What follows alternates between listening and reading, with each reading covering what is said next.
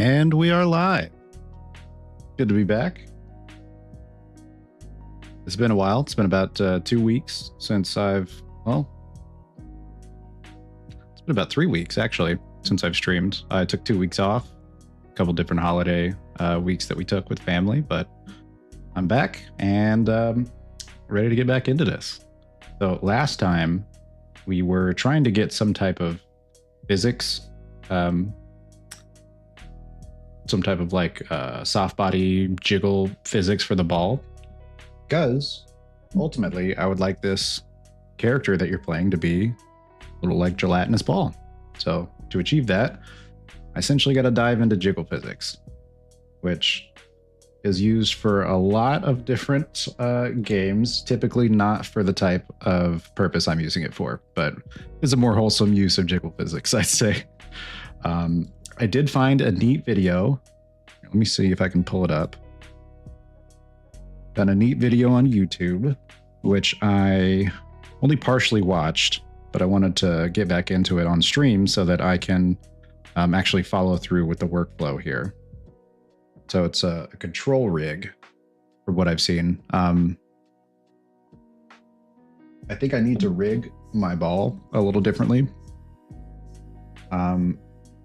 So that's the part where I'm currently having a little bit of confusion, is exactly how I should rig the ball. Should it just be like one root bone? Is everything gonna like, jiggle around that? Or do I need to have like a bone, almost like a star cross pattern bone, so that way there's an even amount of bones that can jiggle? I don't know. We're gonna experiment with it.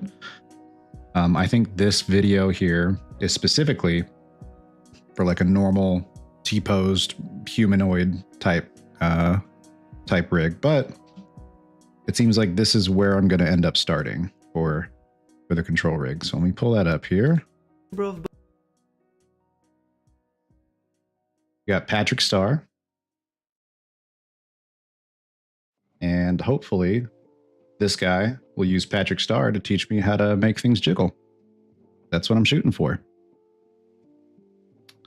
Right. Let me make sure that audio is looking good. Yep, we're good there. Good there. I don't want this video to be too loud on the stream, so let me check that. All right, everyone. This is a game changer. It's a little loud. This new feature is next level. With control rig physics, you can now animate in a completely new way. Fast, fun, and super easy to set up. Let's check it out together with our old fat star friend, Patrick. So what exactly is control rig physics? Is it the same as those secondary animation nodes we used with Squidward in that previous video? Nope, not even close. This is on a whole new level. We are talking real physics here. No need to hit simulates. I'll pause the music. It's actually a little bit distracting while I'm trying to pay attention to what this guy's saying. I'll turn it back on after. No dependency on frame rates. Just plug and play physics magic right inside the control rig. Look at the way that the belly's jiggling on Patrick. That's all I need right there. I just need that level of jiggle. Physics magic, the same way his belly's jiggling. That's all I need. I need that level of jiggle for the ball that I'm creating. So that way when it's bouncing around, it jiggles a bit more naturally with physics rather than trying to animate it or use a shader. It's seeming like control rig physics is going to be what I need to use for that ball. Control rig graph. Control rig physics introduces a bunch of new nodes powered by the Chaos engine, the same system that gives Unreal its incredible physics. And now we can use it directly in control rig. How cool is that? So today, Patrick and I are here to show you a quick, no-fuss workflow to help you get started with control rig physics. Let's do this. First things first, you need to enable the right plugin to get access to all the cool new nodes we've been talking about. The one you're looking for is Physics Control. Make sure I've got that plugin. Okay, I've got to remember where that is. All right, plugins. Yep.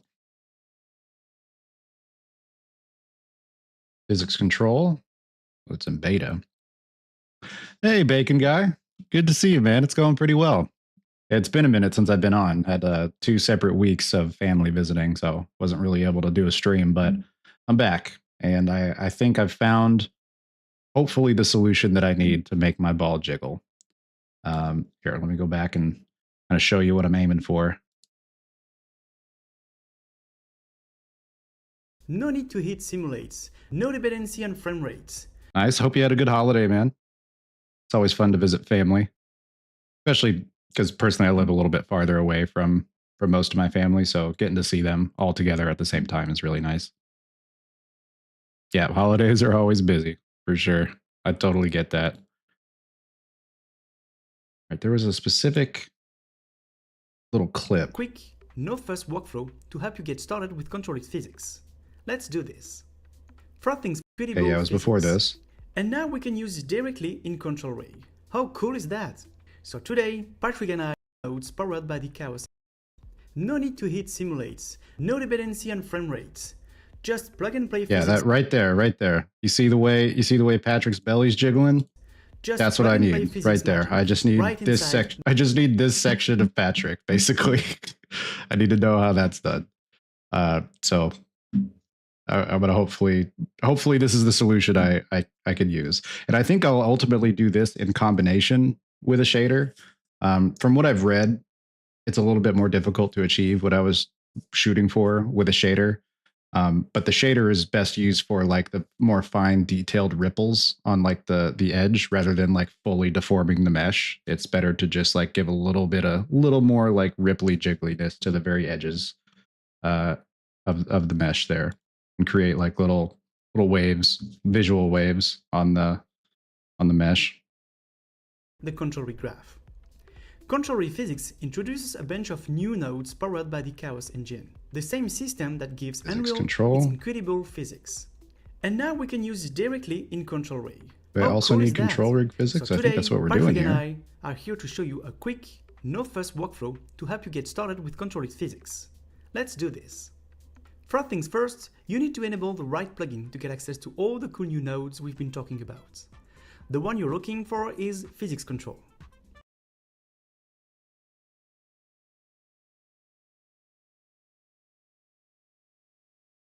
So he's saying only to enable physics control, but I'm looking right here. This is word for word what he's saying we're using, control rig physics. Maybe he's already got it enabled, maybe? Let's While just you look at here. it, I also recommend turning on the Animator Kit plugin. All right, animator kit. I'm just gonna, mm,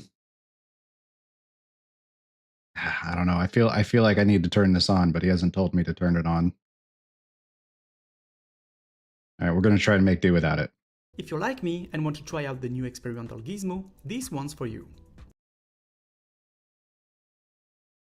I don't think I'm gonna need all these visual gizmos for the animation like he's doing, because he's like moving limbs and stuff around. My ball doesn't have any limbs.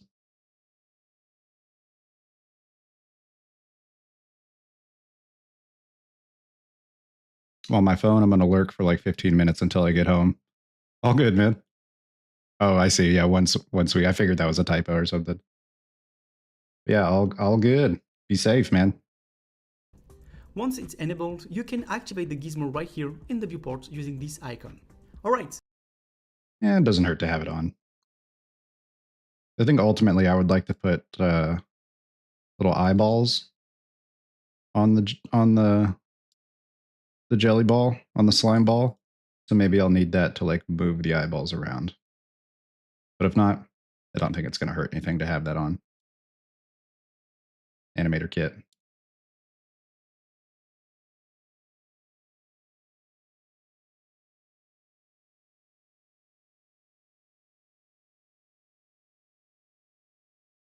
Oh my gosh, I can't spell right now. Animator kit. Okay. Yes. And something's telling me I'm going to need the control rig physics that we've got here. Support for physics simulation and control rig. I'm just going to throw it on. We're doing it. YOLO. All right, let's restart.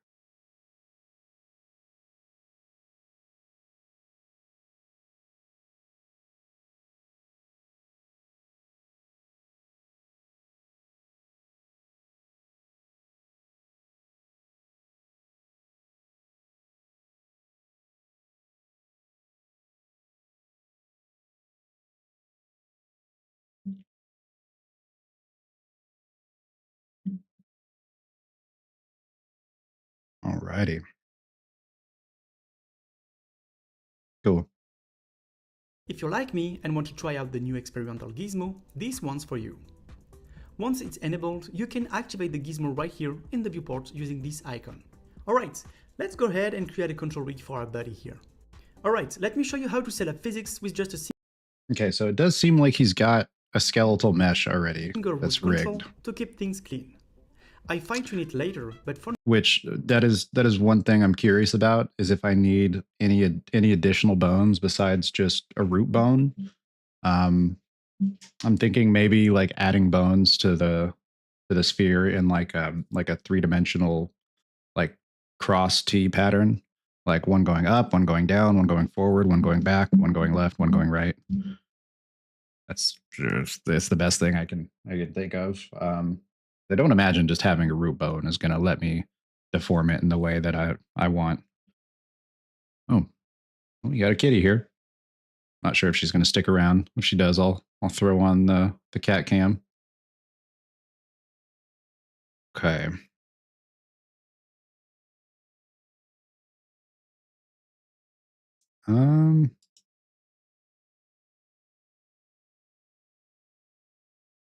Yeah, he's got a lot of bones here. Okay. A lot of bones. So I'm probably going to need to add some bones to that sphere. Last time I did replace the sphere that I have with a subdivided cube, and then I used I think it was a function or something in Blender, or some type of option to expand all of the vertices to an equal distance from the center. So it puffed it out, because like it did kind of look like a sphere, but it still had a little bit of a cube-ish shape to it when I did that. And from what I've read, it's preferred to have it that way so that any textures or deformations look better. And because the default sphere just has all of the edges like going up to the top and the bottom. So like they all come to a point at the top, which apparently is not great for deformation. So it just deformed a cube, or subdivided a cube. I should probably go back into Blender and open that same file. Hopefully it's just the first thing that opens. I think I can just open it again or locate it. Okay. Sphere subdivided. Yeah. There we go. That is a sphere. And boom, it is a subdivided cube instead of just it all coming to a point at the top. Now I need to remember how to rig. I only kind of dabbled in rigging a while back. I was trying to rig like a vehicle so that the wheels can spin, make like just a little animation in Blender of a vehicle driving from one spot to another. It was just more of like a learning exercise. So I have used the rig tools pretty extensively, but it was like a year plus ago, I'd say at this point. Okay, so it would be, I could have swear there's like a bones tab right here. If not, I can definitely find that video that I saw that taught me how to rig something. All right, so we're going to pause on this video. I think I'm going to need to rig my sphere first. Let's see. Yeah, let's just go back to YouTube.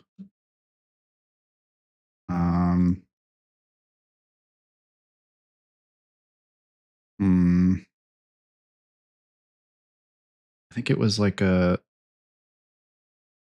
how to rig in Blender. The title had something to do with like the time frame. I think it was like in like 10 minutes or 5 minutes and X minutes. I think that's something like that.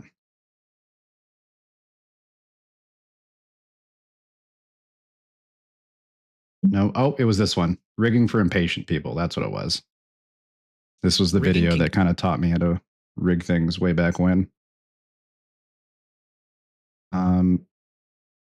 Also, if I'm not mistaken, I could have swore I just saw a video on like control rigs on the front page here. Oh, but it's gone. All right. Adios.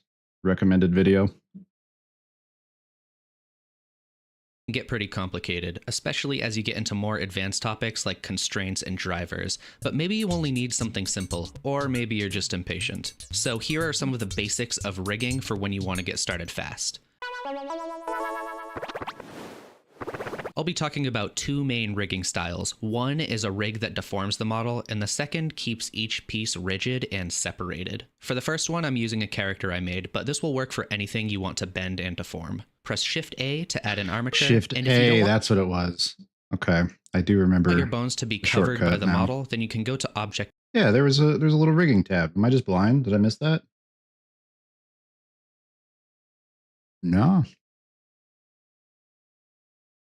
It ain't there. I think new tabs do get added though, depending on the mode you're in, if I remember correctly.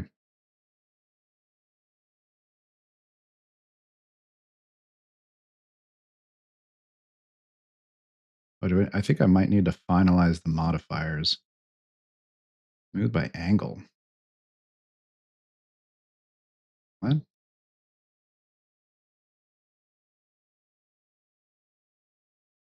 I do not remember what this smooth by angle was. So my cat has decided to stick around, but she is just laying on my arm right now. Oh, you know what? Let me turn on the cat cam. I can move the cat cam, probably not permanently, but just to show what she's doing right now. Okay. She is just right down here. Oh, she stood up. Okay. Well, you want to go back in your bed? It's right there. I'll turn that off right now. Okay. Excuse me. Gosh.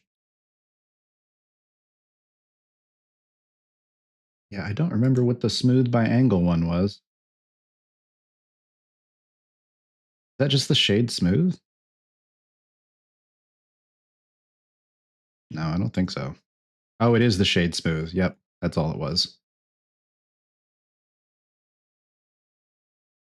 Or not. It's gone now. Shading flat made it go away, and now shading smooth does not bring it back. That's weird. Okay, I'm not questioning it. Doesn't really matter. Okay, back to the video. Data properties, armature, and if you don't, this will work for anything you want to bend and deform. Press Shift A to add an armature, and if you don't want your bones to be covered by the model, then you can go to Object Data Properties, it looks like a little running person, and turn on In Front. This is okay, I think I have to have something else selected here. Let's go to the front. It's really the only thing that no matter how long I'm away from Blender, that I'll have on muscle memory is just using the number pad to like view at different angles. And a couple different like modeling tools like extruding and loop cutting and stuff. And I go through these phases where I get really into Blender and then I stop using it for like 6 months to a year. And then I have to relearn a bunch of stuff that I've already learned. Like no joke has been happening for like 10-ish years or so. I think the first time I opened Blender was probably like 2013 or 2014. So it's been over 10 years. It's been a long time. Same, yeah. There's just so much stuff, and they always keep adding new stuff. Like this looks nothing like the Blender that I first opened back then. Everything looks so different.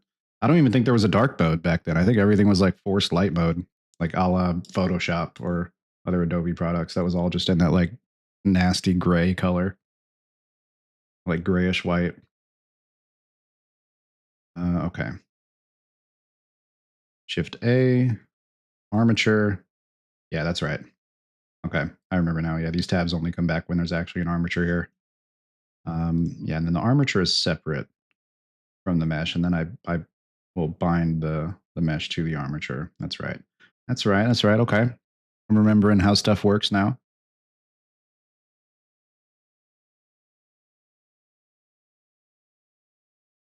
And then he said go to viewport display and in front.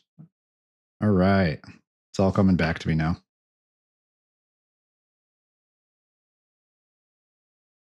Oh, There we go. This is also where you can change the shape of your bones and show the names and axes. Then just select the armature, tab into edit mode, and you can select the head or tail of the bone, move them around with G, and extrude with E to place your bones. Yeah, they overhauled the entire program in 2.8, and then 3.0 was a minor update. That makes sense. Their versioning system makes literally no sense. Yeah. Thick end is the head, and that's where the bones will pivot from when you're in pose mode. I'll usually do the center of the body and then one half if the model is symmetrical. Did he make a root bone? Is that what this is right here? Is you just calling this chest bone the root bone? You can get the bones close to the body by using snapping. I'll usually set it to face project and center. Then when you're moving around, you can hold Control to snap, and you can adjust it from there. This is good for shapes that get a little weird, like you could rig tree branches more easily this way. You can also Shift D to duplicate bones, parent bones with Control P, either connected or keep offset, and you can unparent or disconnect bones with Alt P. If your model is symmetrical, then select all of the bones that aren't in the middle and press Ctrl F2 to batch rename. Set this to bones, this to set name, and suffix. Type period L and press OK.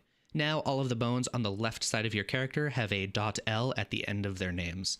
This is important if you ever want to mirror poses. There's also an auto-naming option that does pretty much the same thing if you right-click. Now with all of those bones still selected, right-click and choose Symmetrize to copy all of the left side bones over to the right. Tab back into object mode, select your model, shift-click your armature, Control P, and choose Armature Deform with automatic weights. And you can do this if your model is multiple objects too. All right, so I'm just gonna experiment here. So let's go. Oh, now that is. There we go. Yep. All right. Let's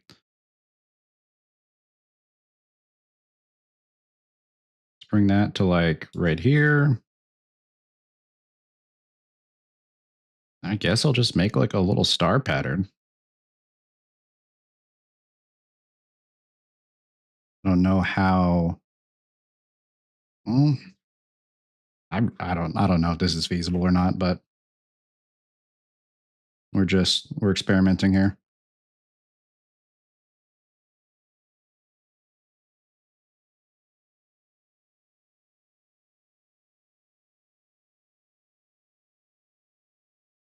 I should select that first.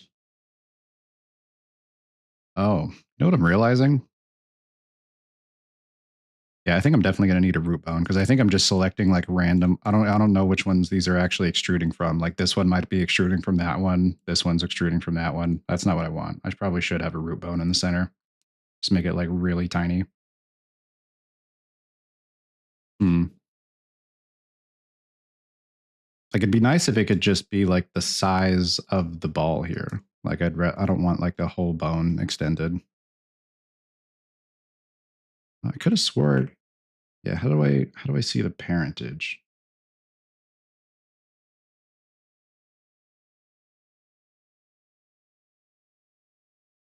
I don't think they're parented to each other at all.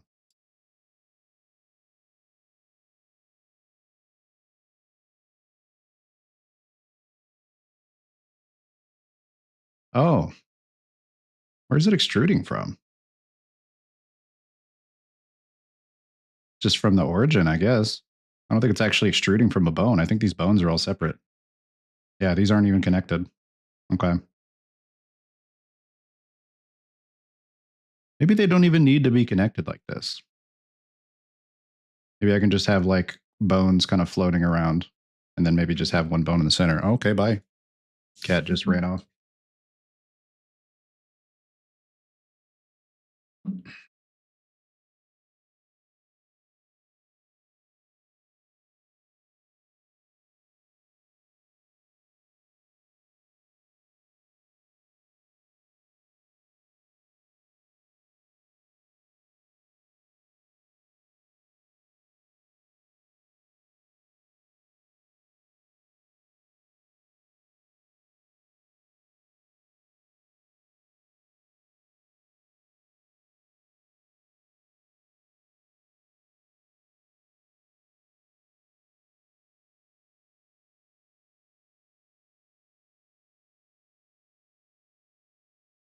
See, in my head, for some reason, this makes sense, but I don't think this is how it's going to have to work. I think it's going to have to be different than this.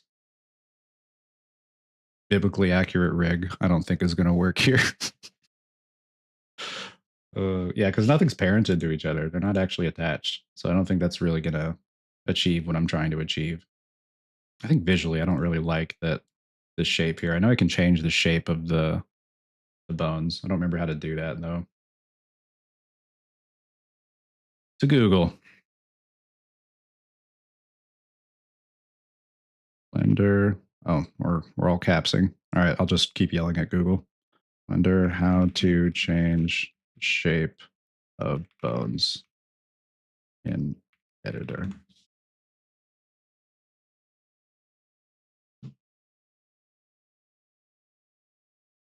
We changed some of your settings because we couldn't confirm you're an adult. Oh gosh.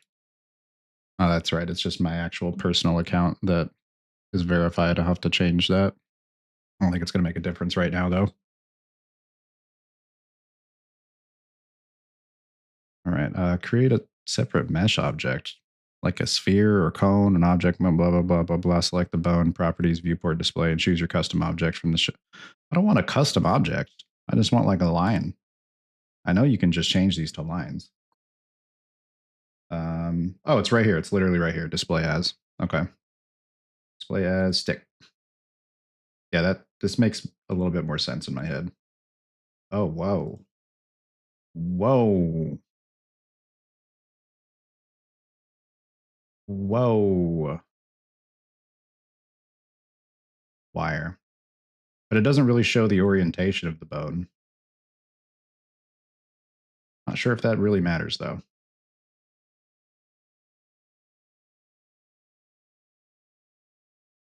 Okay. These are going to need to be parented to each other, and I'm not sure the best way to parent that. I think what I'll do is I am just going to have a root bone in the center. So let's maybe try.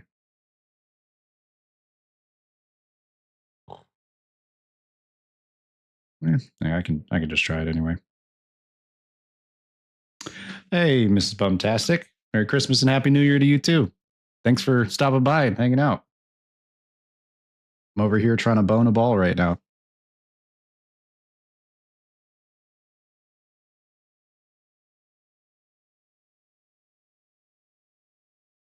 I know that sounds weird, but it makes sense.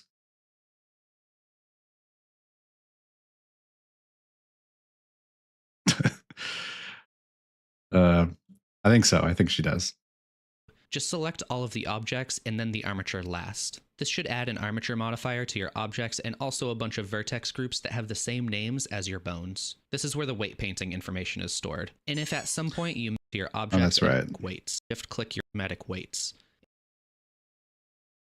Object mode, select your model, and then the armature, and then automatic weights. All right, so let's just see what happens here. Armature.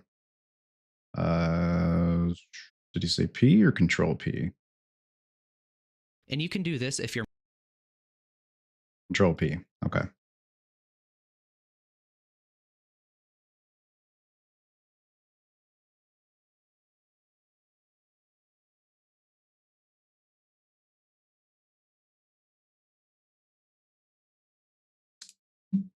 And you can do it not doing the same thing. Right. Tab back into object mode, select your model, shift-click your armature, Control P, and choose armature deform.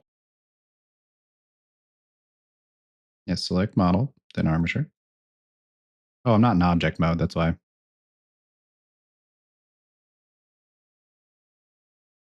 Yeah, object. Okay, here we go.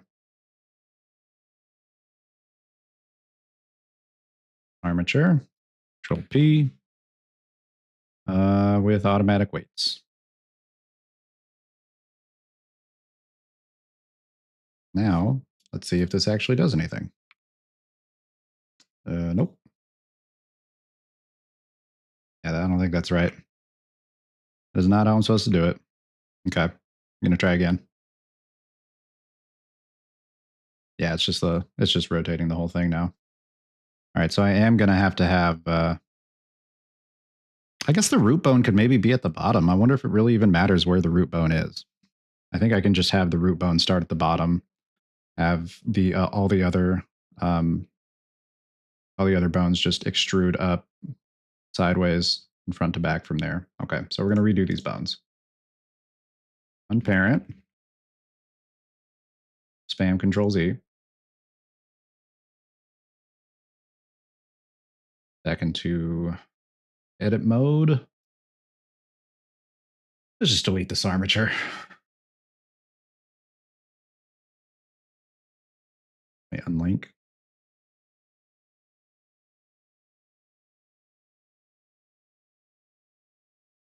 Okay. Shift A, armature, in front. Okay.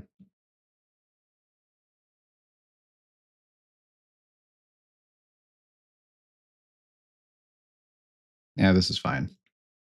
They can be like this. All right. G, Control, snap it.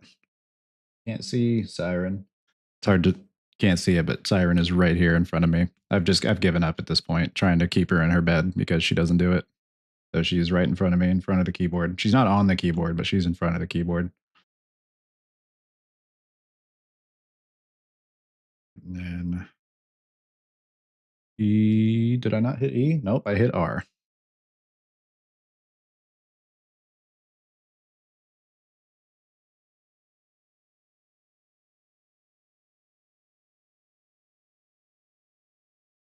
I think it did the same thing. I don't think it even actually extruded.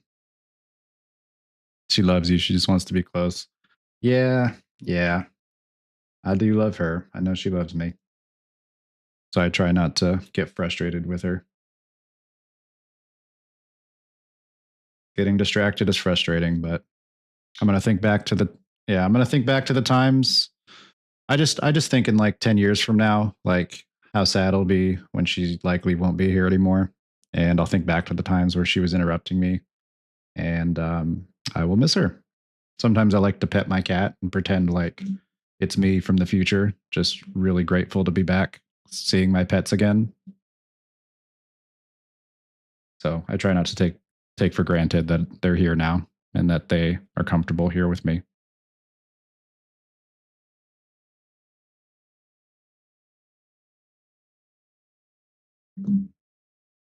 Okay, now you're on the keyboard.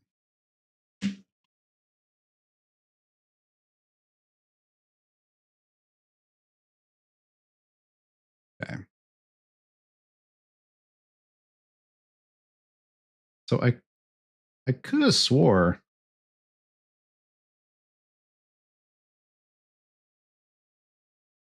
that it would. There's 3 bones here. I only see 2 bones, but there's 3 bones. Yeah, I could have swore that. I think I have to be in object mode to delete those bones. I could have sworn that extruding from a certain bone. Oh, that just got rid of the whole armature. All right. Extruding from certain bones would parent them together automatically. Maybe I'm wrong. I'm gonna go back to that video and watch it again. Form with auto The period part L where he was and press extending OK. bones from each other. Now all of the bones on the left side of mode. I'll usually do the armature, tab into edit mode, and you can select the head or tail of the bone, move them around with G, and extrude with E to place your bones. The thick end is the head, and that's where the bones. I wish he would show the actual the nesting order here on the right side, because he has it minimized and I can't see the order that they're parented or nested in. That would be helpful. And extrude with E to place your bones. The thick end is the head, and that's where the bones will pivot from when you're in pose mode. I'll usually do the center of the body and then 1/2 if the model is symmetrical. You can get the bones close to the body by using.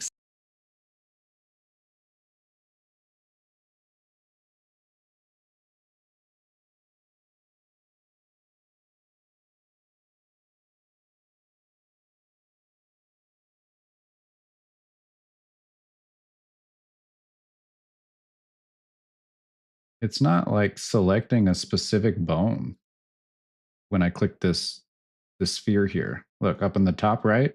When I click the bone, like it highlights that one. Click this one, it highlights that one. But when I select this ball, it highlights, but it doesn't select a specific bone. Okay, it says I have bone. Okay, so it does say that that's bone number 2. Okay.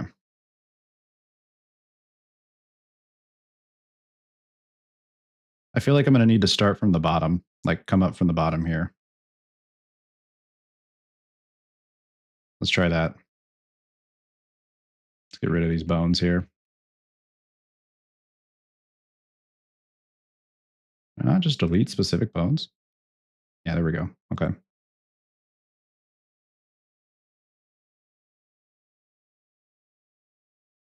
All right. I'm just going to take the whole bone, G, Z, Control. Oh, that's the center. Look at that. Okay, I was expecting to have to select that and then change the transform, but no, that's dead center. Nice. All right. And then extrude. Okay. Extrude. Okay. Yeah, that's the first bone still. Cool. Extrude. Okay.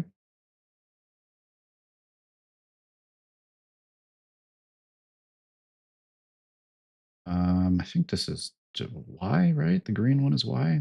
Yeah, Y. Okay. Still bone. Okay, Y. What? What? Let's just do it like this.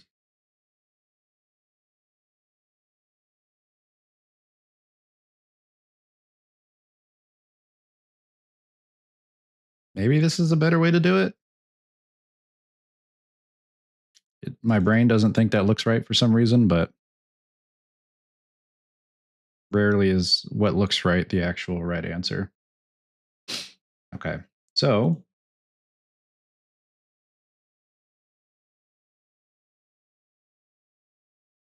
okay, yeah, so these are all parented to this bone right here. All right, I see now. So object mode, select the mesh, select the armature. Okay, there we go. Control P, automatic weights. And I don't think this is going to work. Oh, I got to go to pose mode. That's right. Pose mode. Okay. That's deforming. I feel like if there's any shape that would work best with automatic weights, it's probably a sphere, right? Like, I don't feel like I need to manually paint weights here. Oh. Hmm. Oh, wait, I can definitely reverse the bones. I can flip them. I don't remember how to do that, but I do remember there's an option to flip them somewhere. I don't have to remake that bone. Okay. I'm just going to Google it. We're going to yell at Google again. We're going all caps still. Oh. Blender. How to flip bones.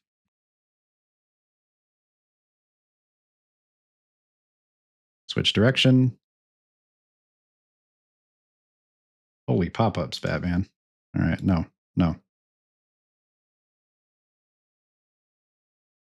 It was select rig, select bones, W.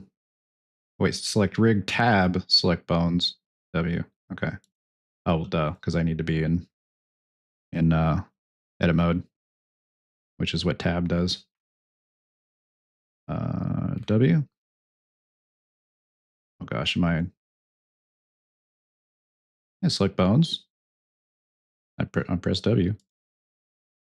That is not what I wanted. It's just changing the selection mode up here. That's not what I want. Maybe I have to be in pose mode. Nope, I think that's maybe weight painting. All right. Tab, W. Yeah, that's not doing what I want it to do. You know, I wish there was like a search right here. like somewhere like a search bar to search for like available functions or available options, and then maybe just have them grayed out if like they're not viable for the mode or menu that you're in right there. That'd be nice.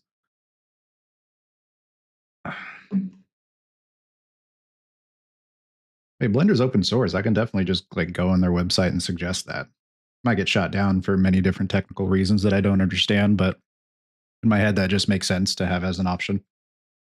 But maybe it's not as viable as I think it is.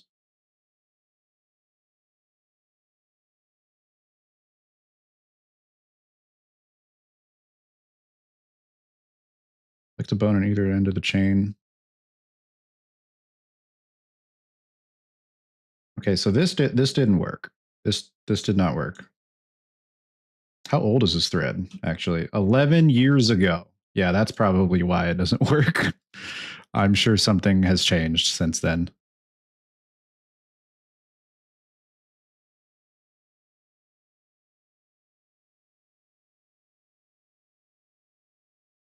Oh, Alt F. Okay, cool. Tab. Oh, no, no, no, no, no. We do not paw the mouse cursor. My cat's right here, like just eyeballing the mouse cursor everywhere it goes on screen. She like put her paw up. I'm not trying to get my monitor scratched right now.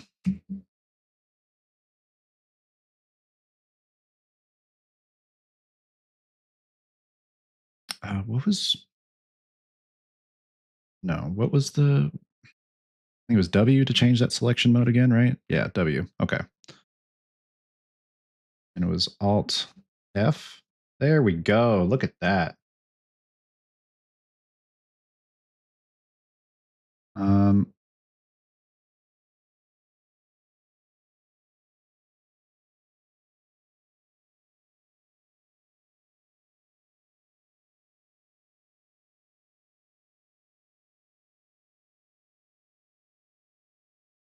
Okay.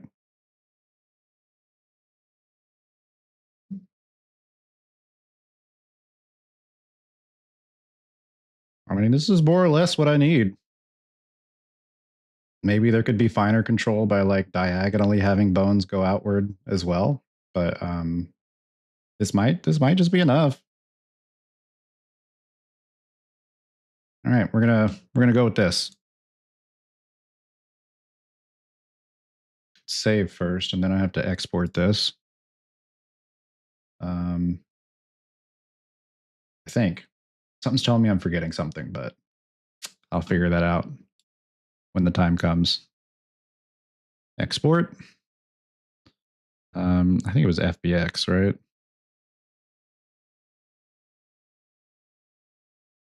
Maybe it's OBJ. I can't remember now. Let me look it up.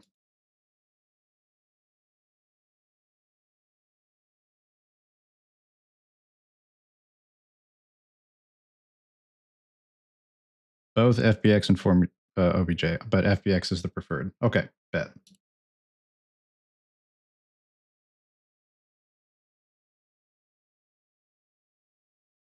All righty. So let's go to, I guess, just documents. I don't know. Oh, we'll put it in the folder itself. Yeah, let's do that. Oh, no, I should import it so it sorts it how it needs to. I'm not just going to drag that in there willy-nilly. I'll just put it in documents. That's fine. Oh, see, it looks like I already had that idea to begin with. All right. I think this is accurate. I did change this last time for the right, forward, and up directions. But let me just make sure. Oh, wait, I can literally just open it right here. Okay. Up is Z, right? Yeah, so up is Z. And forward is Y. Cool. Yeah, so we're good. Oh, wait. No, this is definitely not set right. Okay, so Y forward, Z up. Cool. I don't have any animations. I assume if there's no animation, it's just not going to export like a blank animation file. Hopefully. All right. I think we're Gucci here. Yeah. So say save over that. Sweet.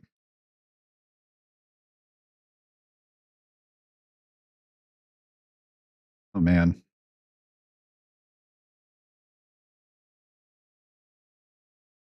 I feel like I remember there being some friction with bringing this ball in and trying to get it to work. I think I did get it to work, but I'm trying to remember what issues were happening that I had to fix.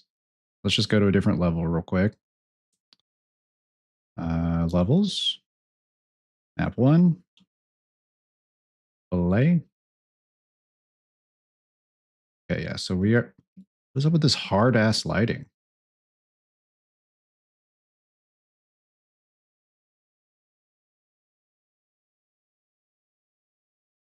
I don't remember it looking like that. Main menu? Yeah, look. That's fine here. Oh, this isn't, so this is not actually the sphere that I imported. This is a completely different, this is the default sphere for Unreal. But I really don't remember the lighting looking like that last time I was in here.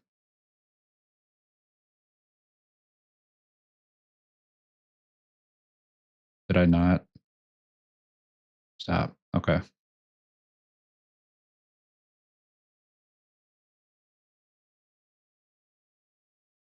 Yeah, what is happening there?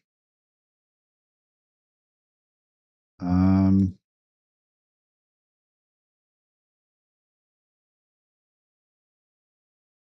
I don't feel like there's really any point of trying to fix the lighting on a ball that's not going to actually be the ball I'm using.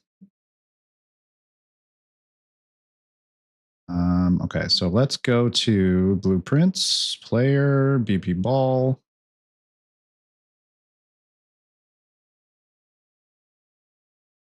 Viewport. Yeah, that is some hard lighting right there.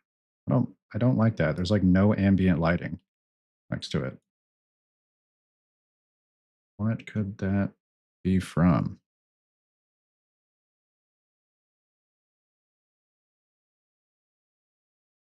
I really don't remember that being the case before.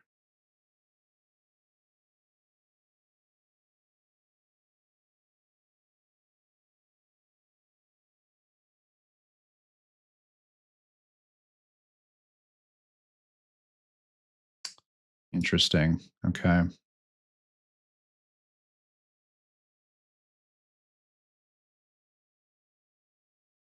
Hmm. Hmm. Let's try replacing this with just a random cylinder. Yeah, there's hard lighting on this too. And this is the default in-engine cylinder. I don't know what happened. Is it the material? It might be the material, actually. Yeah, it's the material. Okay. Yeah, it's just the material. Okay. Cool. Oh yeah, it might be the goo material. Thanks, thanks, bacon guy. All right, so we'll save that. Just minimize it. Blender uses like almost no background resources. Just keep that back there. Alrighty, and we'll go here and get rid of this. I don't think I really did anything with this material. VX Legacy Fong surface material.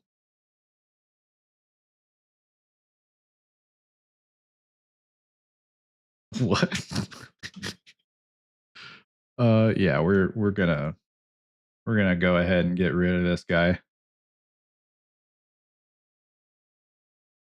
I don't know why that looks like that. Oh, okay, yeah, the ball, that's the skeletal mesh, sphere goo ball.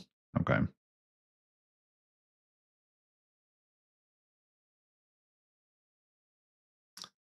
Let's go ahead and name it like slime sphere or something. Or just slime ball. Why not? Oh my gosh. Girl. Stop stiff arming me. I'm trying to get to my keyboard.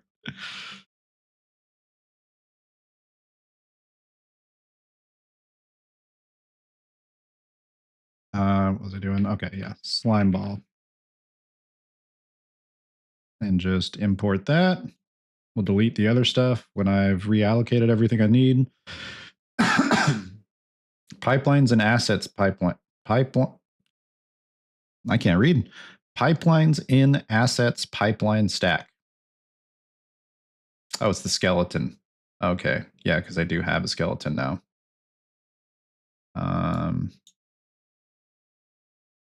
What is the problem here? Skeleton has some conflicts.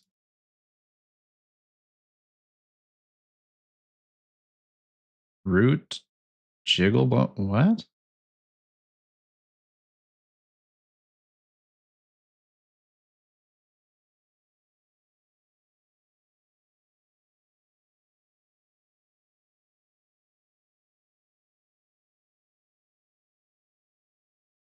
What in the world are you talking about? What you talking about, boy?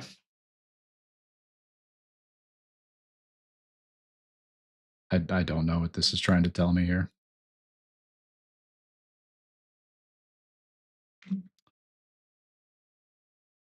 All right. Let's go ahead and just screenshot this and just shift S. Can I not? Hello? Windows shift S. Why is the snip and sketch not working? Did I forget the snip and sketch shortcut?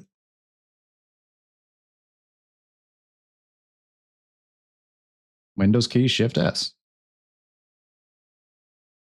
Okay. I think the shortcut's just tired right now. It doesn't want to work. Snip. Oh, snipping tool. Yeah, Windows shift S. What the? Okay. I'm just going to screenshot this. Sweet. And that's going into, can I attach a picture to the AI right here? Annie.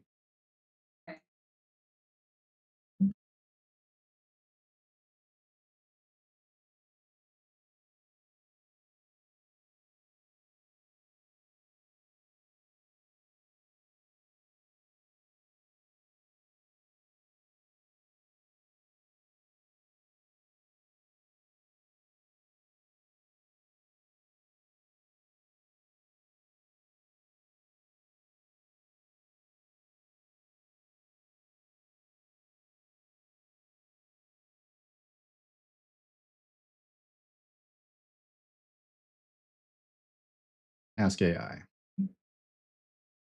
Because if I can attach a picture to this little AI assistant, that would be great. That'd be really great.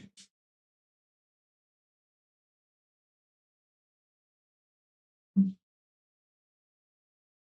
don't think I can, though. No, it's just text input. Alrighty.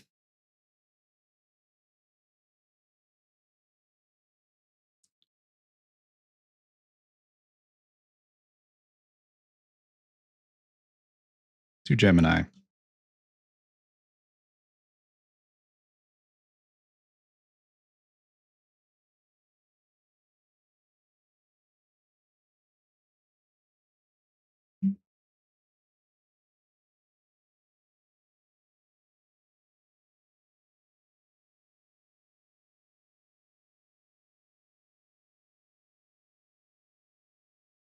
Ah, nope.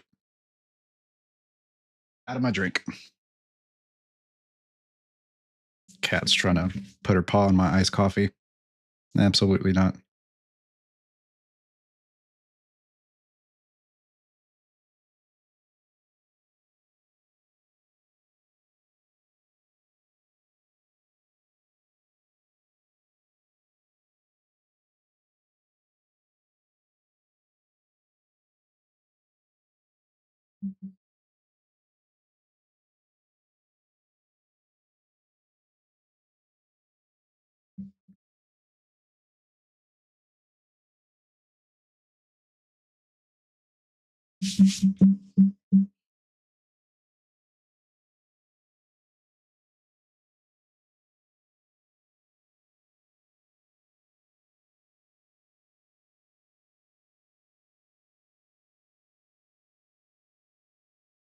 Oh, it's trying to use an existing skeletal asset.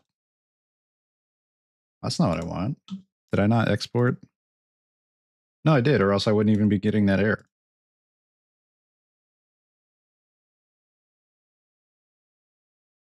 Slime ball. Yeah, these aren't even the names of the bones. These were the these are like old bones, I think.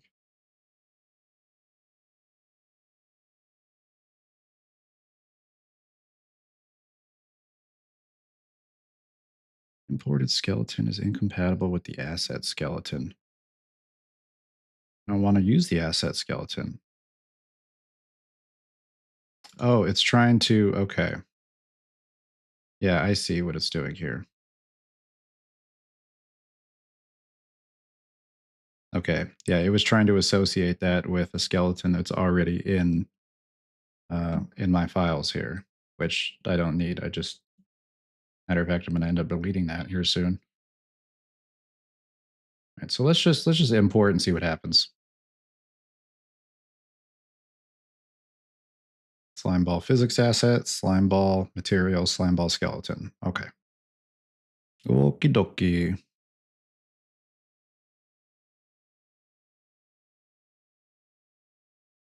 Gosh, it's a little messy in here now.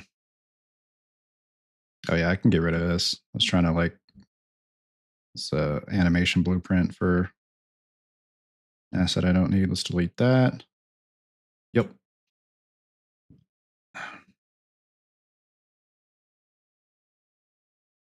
Leave the sphere goo ball for now.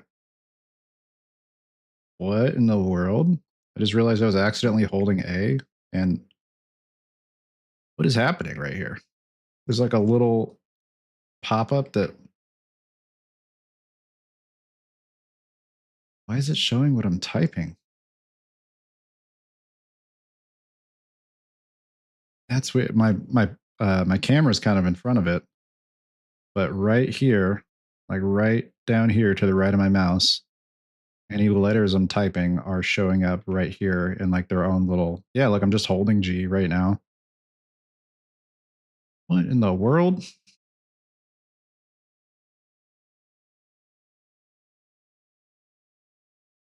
I have no idea what's going on right there.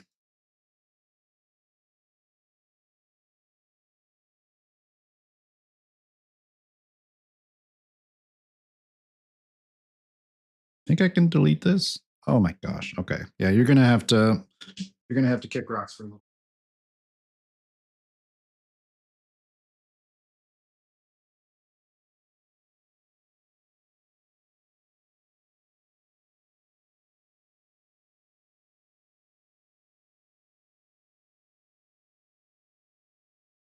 Oh yeah, it does need that.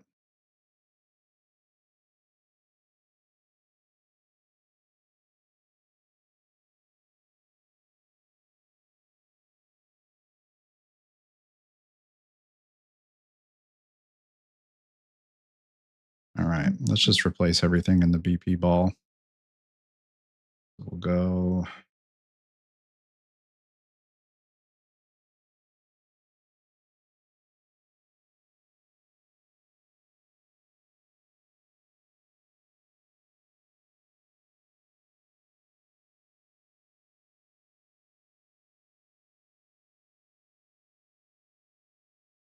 The slime ball is not even coming up in the list of meshes.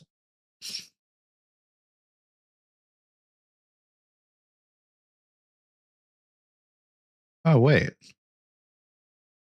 It didn't even import the actual mesh itself. It just imported the skeletal mesh, the physics asset, the skeleton. It didn't even, yeah, it didn't even, what? It didn't even import the actual mesh. What in the world? All right, well, let's delete these. Let's retry that. Did I not actually export the mesh? FBX. Okay. Y forward, Z up. Uh-huh.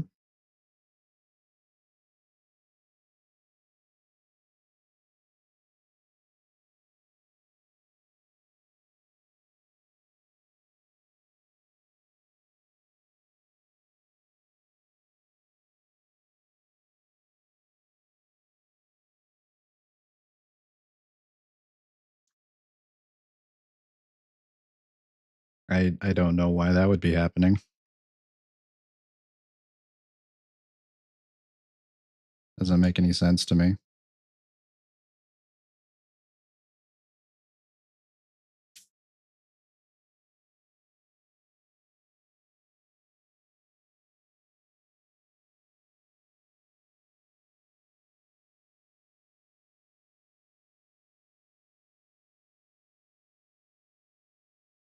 There was an issue with the import. Okay. No smoothing group information was found for this mesh in the FBX file. Please make sure to enable export smoothing groups. Okay. That's what the issue was.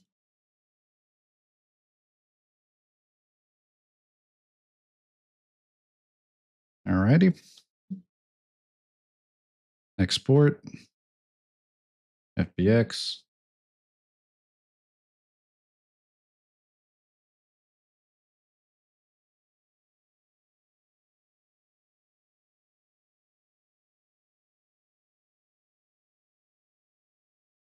What?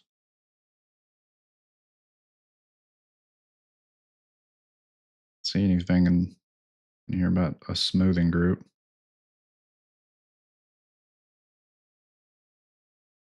To Google. All right, I don't think we have to yell at Google anymore. Let's just do normal lowercase.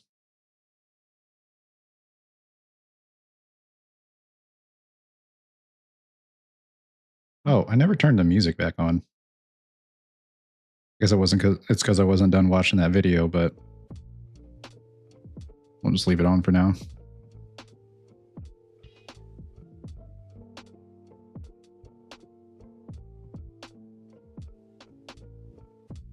Need to make sure that you properly set up smoothing. Oh, you know what?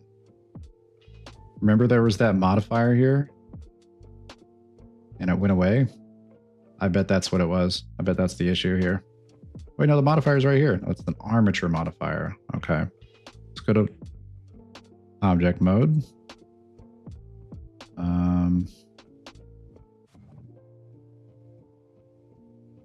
But I just had to right click.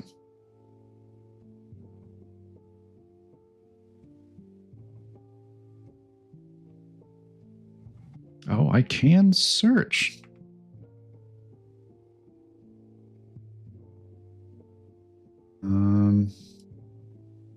Oh, shade, auto smooth. Asset loading is unfinished. What? What'd that mean?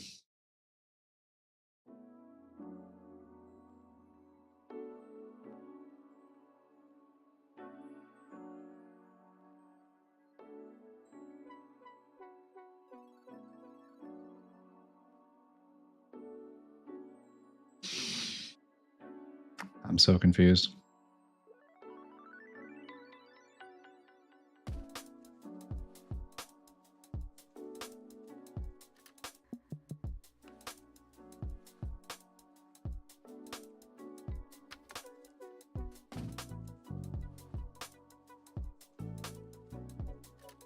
Oh, this is 2014.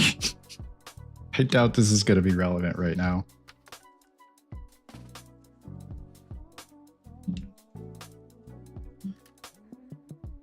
Okay.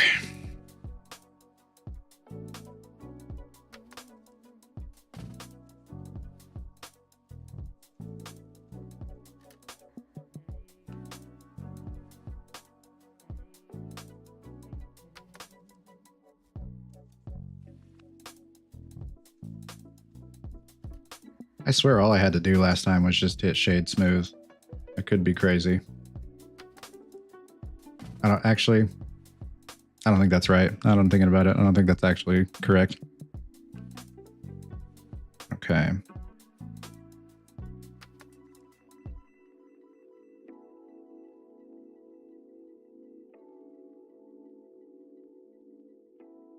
primarily use shade smooth flat with auto smooth, adjusting the angle in object data properties or edge split modifier from the older version, blah, blah, blah. Okay. 2020. Okay, maybe that's still 6 years ago, but God, 2020 was 6 years ago. That's crazy.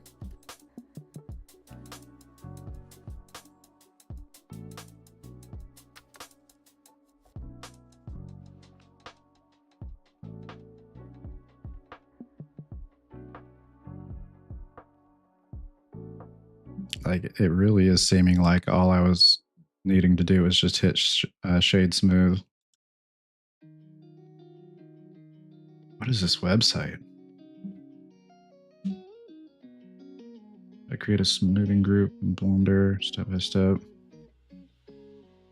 Examine the mesh data, blah, blah, blah, distinct, okay.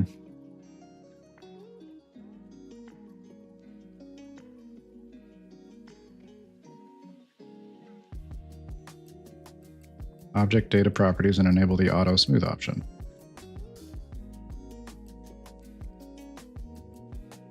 Where is this object data properties you speak of?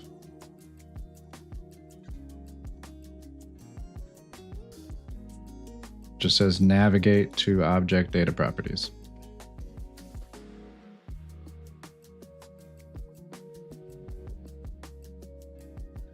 Okay. Guess it's just assuming I know where that is.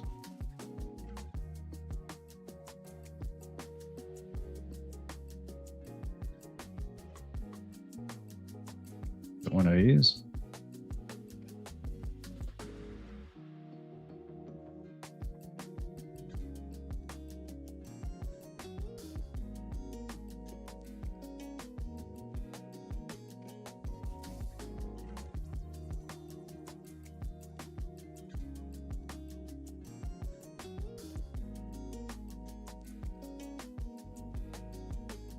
Like, is it a modifier I gotta add? Yeah, I don't know where object, oh. Data? Maybe that's it. Enable the auto smooth option. I do not see a smooth option.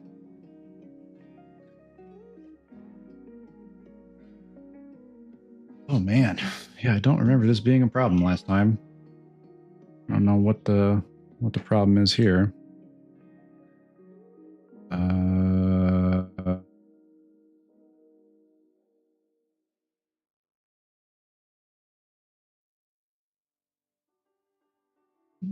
right.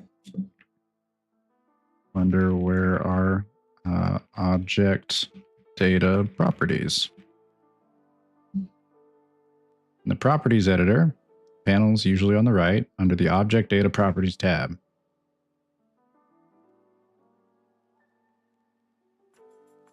Are you sure? The Omni-Man meme. Are you sure?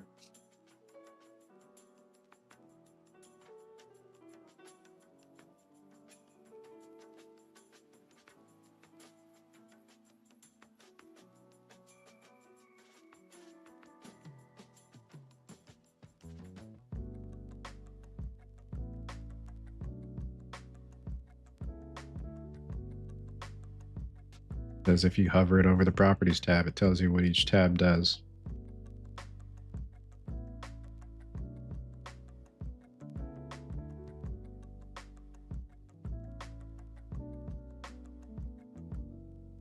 There's an object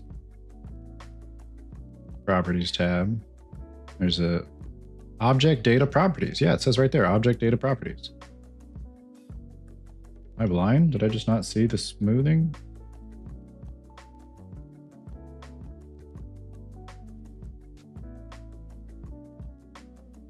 Auto texture, mesh, oh, geometry.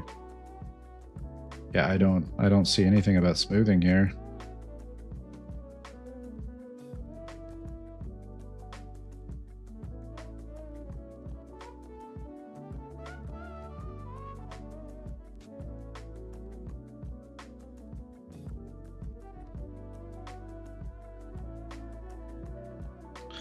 Okay.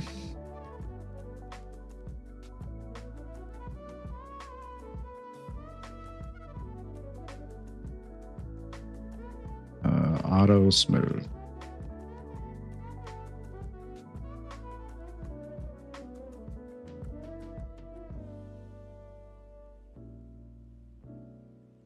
It's under normals.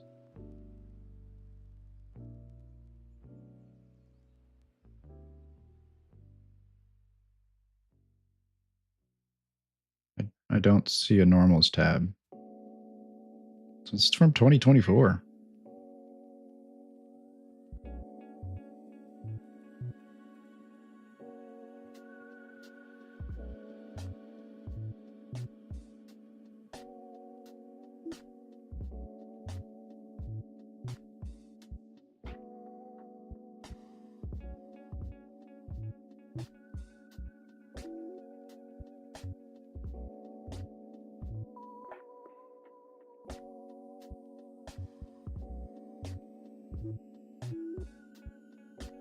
Yeah, I do not know what the issue is here right now. It just doesn't seem to be here.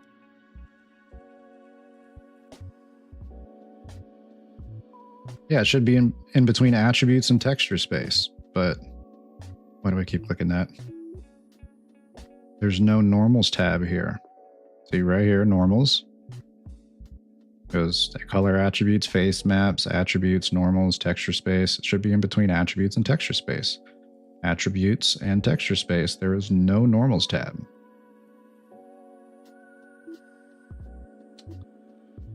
Okay.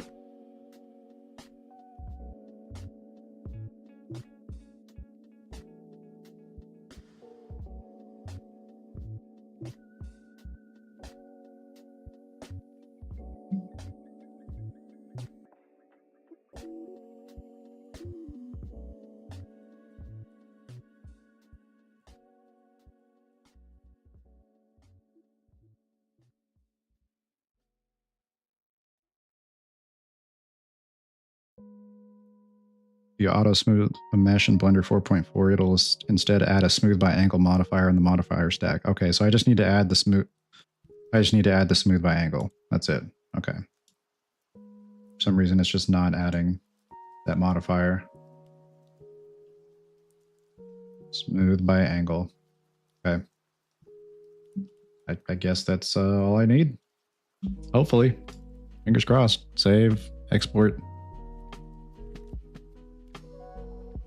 FBX. Slime ball. Okay. Let's try that again.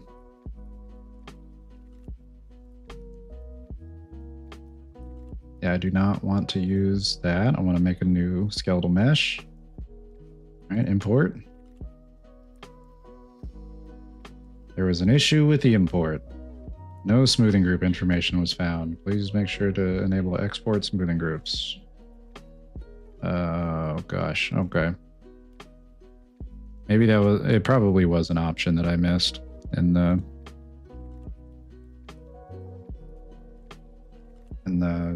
side here. Export subdivision surface.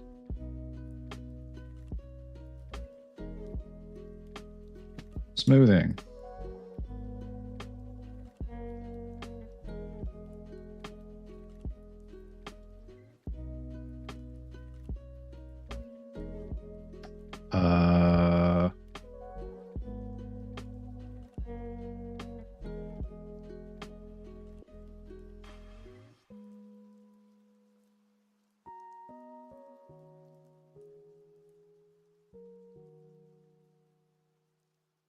Are you sure?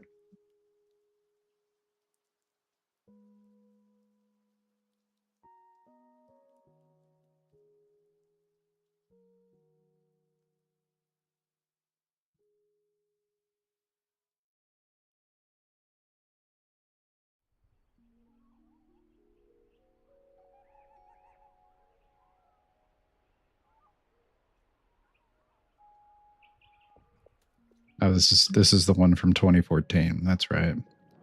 Blender doesn't even use that anymore.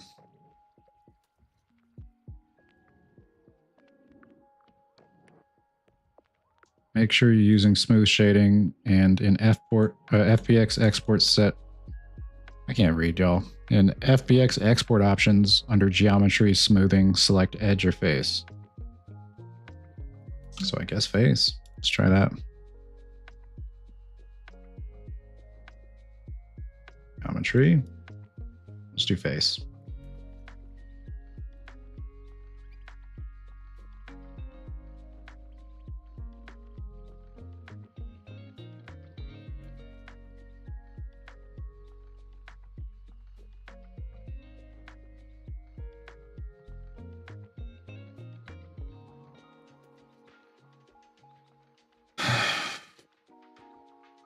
I don't know what's wrong here. I didn't get any kind of error, but it still did not import a mesh.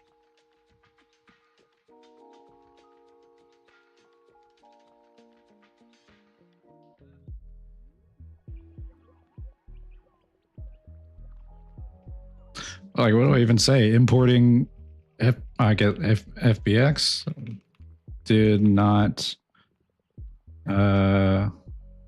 add mesh.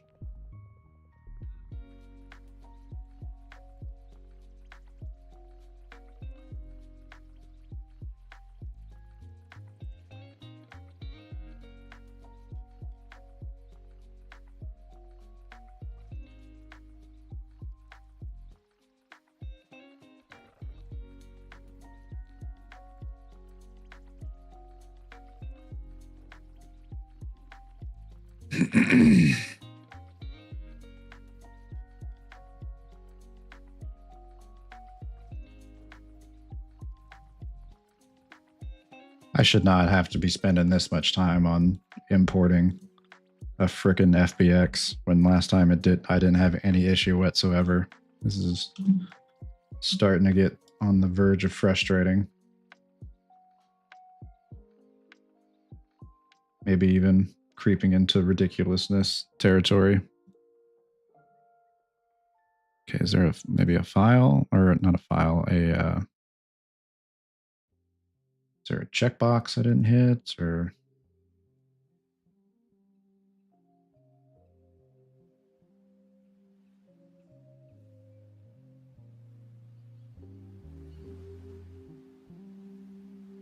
This batch mode, what is that? Is that it?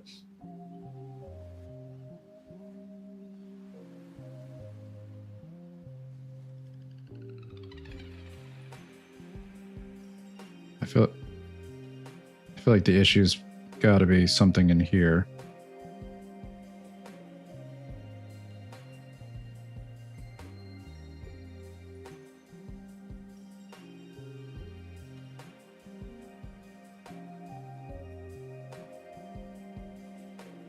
It says import static meshes, but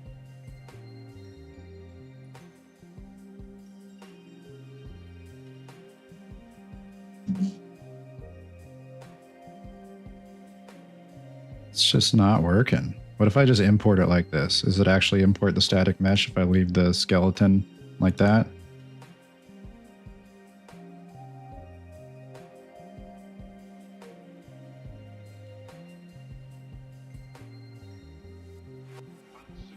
No, it's not.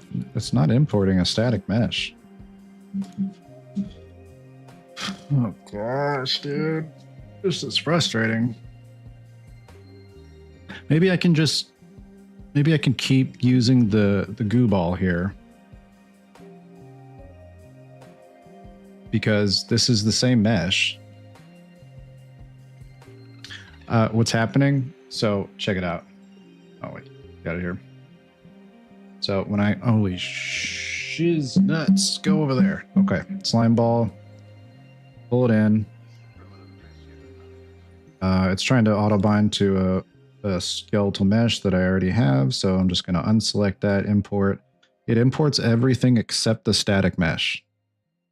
It imports the material, the skeletal mesh, the physics asset, the skeleton, but it does not import the static mesh for it. There's no static mesh.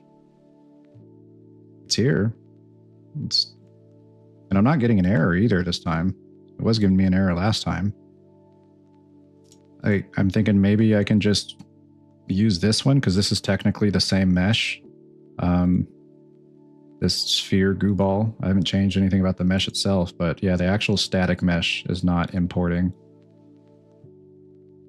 Which I suppose I could just ignore and just use the goo ball there, but I would like to know why that's happening. Do you have the static mesh and the skeletal mesh in the same file? I believe so. Let me take a look here. Okay, file. Yeah, so we have, let's go to export, FBX.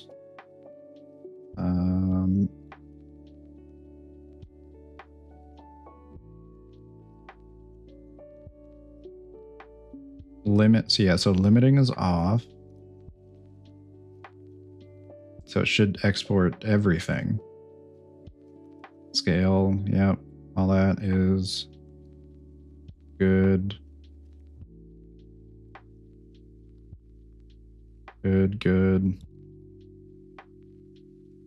I'm not sure what needs to be changed here. Maybe there's like a checkbox I need to hit. I'm confused at the intent here. A mesh with bones is a skeletal mesh. Okay, I guess I figured it would import a static mesh as well. Maybe I'm just a silly goose. Specifically because, check it out. I just unselect that, import. There's no errors here, but when I come over to BP ball, oh, you know what? I guess you can save a skeletal mesh pose as a static mesh. Okay. Okay, I guess that makes more sense. So because it has a skeleton attached to it, it's not going to import a static mesh separately, I think is what you're saying here. So it's just going to be a skeletal mesh. Okay, I guess that makes more sense. It was specifically because I was trying to change the static mesh here. But I'm realizing it's because this here is a static mesh, and I think I need to import, or I need to change this to a skeletal mesh instead of the sphere being a static mesh. That's probably what it is. I'm going to have to change some logic here. I think a lot of this is actually, yeah, it's linked to the static mesh itself. But I guess I could just swap these out for the skeletal mesh. Just make a, holy moly. Okay, yeah, we got a bunch of static mesh references here. Okay, that makes more sense. I appreciate you clearing that up. I was mad confused.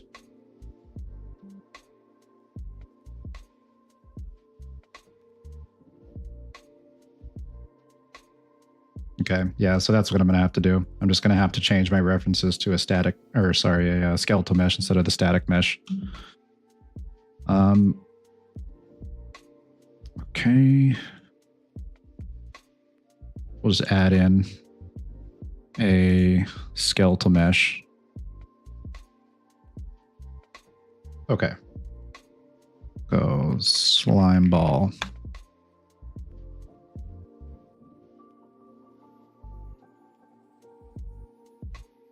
Actually, you know what? I'm going to rename this to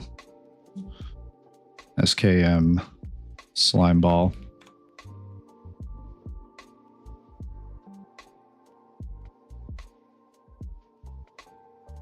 Alrighty. Viewport. Skeletal mesh asset.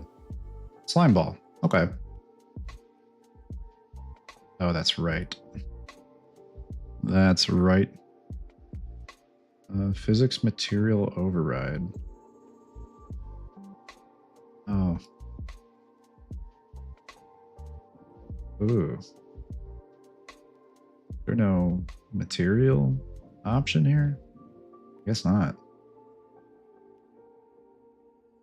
I'm getting that hard lighting again like I was before.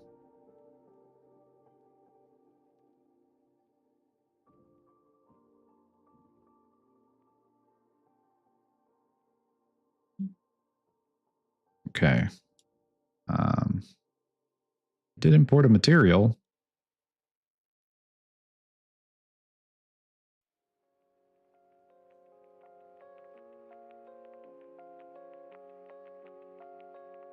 Let me compare this one to just like a different basic material.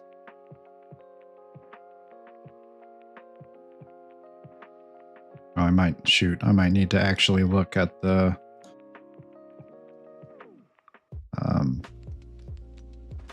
engine files. Not quite remember how to reveal those. I know there's a way to do it though.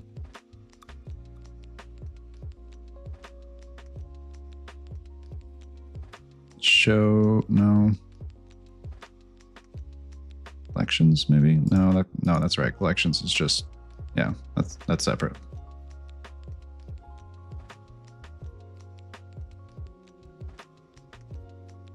Okay, yeah, so I don't think this is where I reveal that.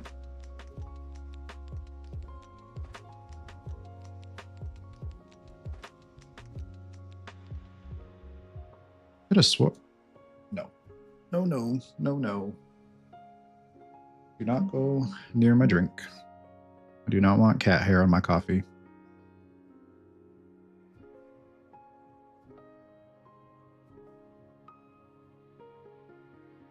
Hi.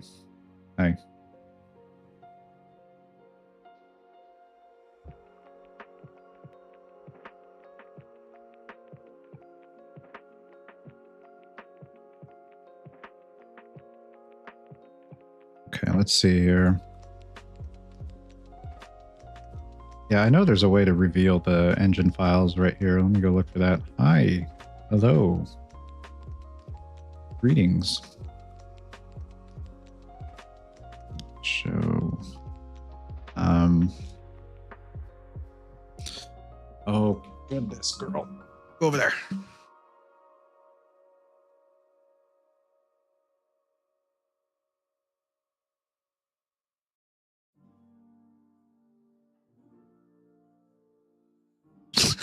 What's up, Doug?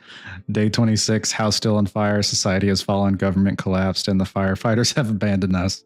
We do got to get back to that firefighting game. You're right. We'll have to rebuild society.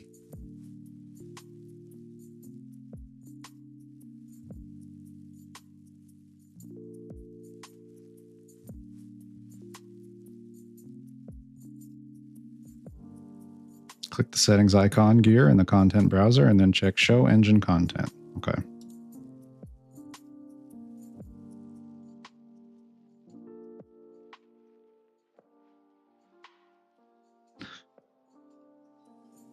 When I'm done with the stream, Doug, we'll get back to firefighting. It's been a while.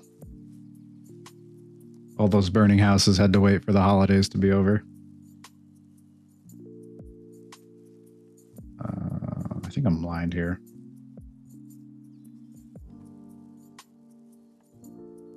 I'm not blind. Okay, it's just not there. Was that the AI? That's right. Clicking on the settings menu in the top right corner of the content browser, then showing show engine content. This is Unreal 4 though. I just swore that was right. Oh, just engine content. That's why. Okay. Check.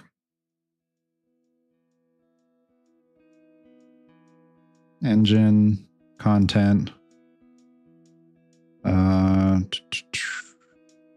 Material.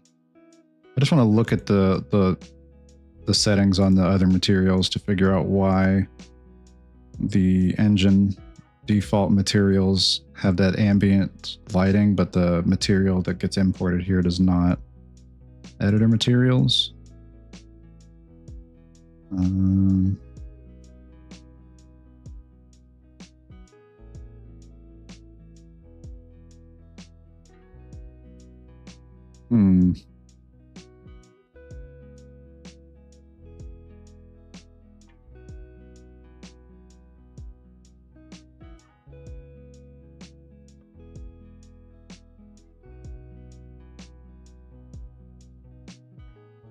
Maybe there's a different folder of materials, I guess.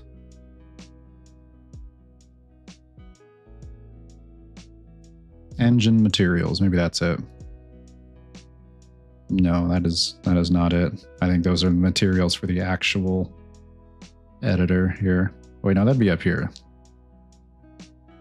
Where are these dang materials? Material templates?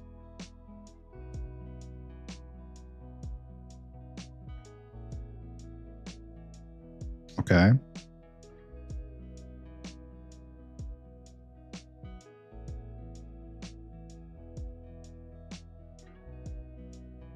I swear there's just like a basic white material somewhere. Okay, let's close this up for now. I might not need to use that because I know that somewhere here there was one of the engine materials. Yeah, this one. Okay. Just chilling here. So let's open that up and reference that and figure out why I'm getting such hard lighting right here. Parent is the, okay, so I think it's the parent maybe. I'm just gonna copy that. Oh, I can't copy the name of that. All right, well, it's MI default colorway. So we'll just scroll down there. MI default colorway. Sweet. There we go.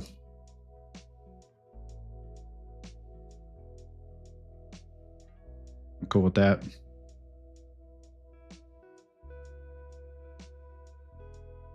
Yeah, I guess it can be shiny. That's fine. It's probably other just flat materials, which might be preferred. But honestly, I might just keep the shiny one. That's fine. I'll just adjust it from there because I think if I go into since it's a child of this material,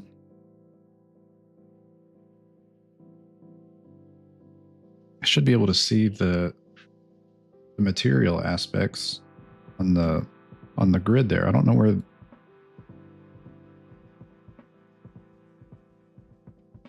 Let's close that. I cannot remember how to actually get to the blueprint grid there.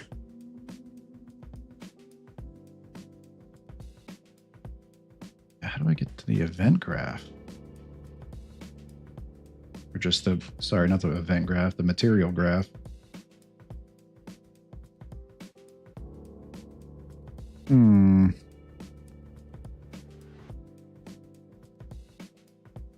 Crazy. You know, let's just save that for now. I'll adjust that later. I don't really need to change the material at this moment. And scale this down.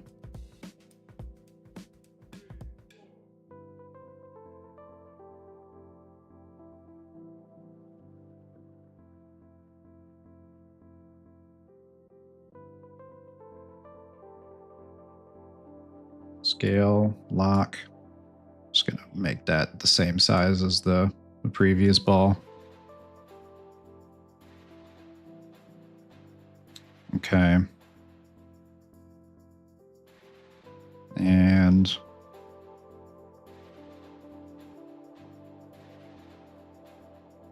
I think there's collision on both of these. So if I'm not mistaken, I think if I save this and start the playback, it's gonna go flying. Oh no, okay. Interesting.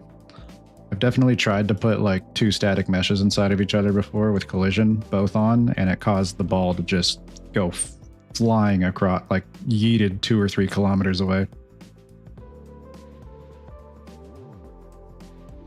Okay, so we're done with that. Now I need to go through and replace all of these references to the static mesh. They need to be replaced with the skeletal mesh. So we'll go here.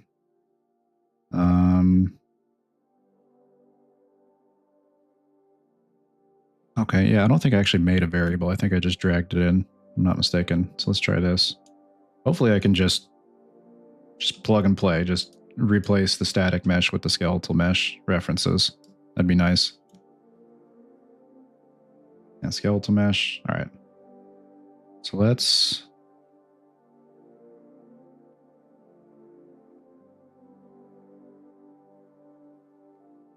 I'm not really going to know until I delete the sphere here, but when I delete the sphere, it's going to cause an error with all these references I have.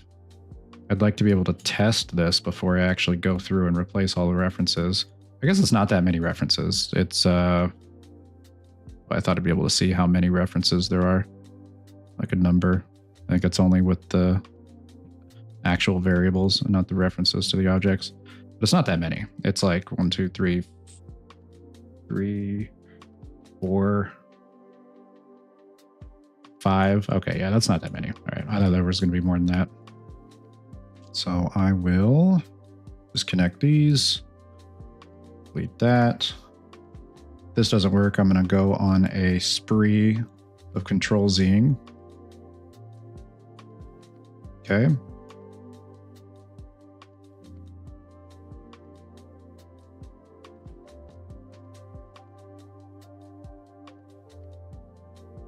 All right. In that top row, nope. It's just here.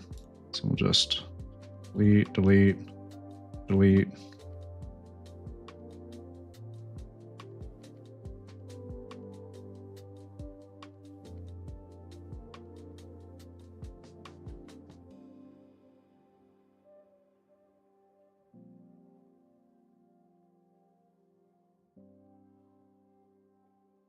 I think that's it. Have any functions that I got to change? No.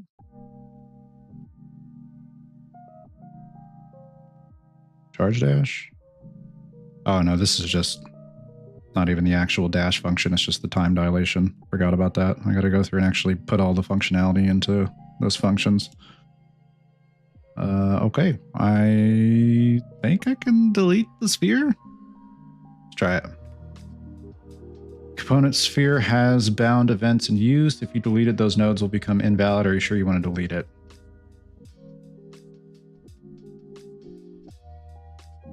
Find references. That's what it was. Okay.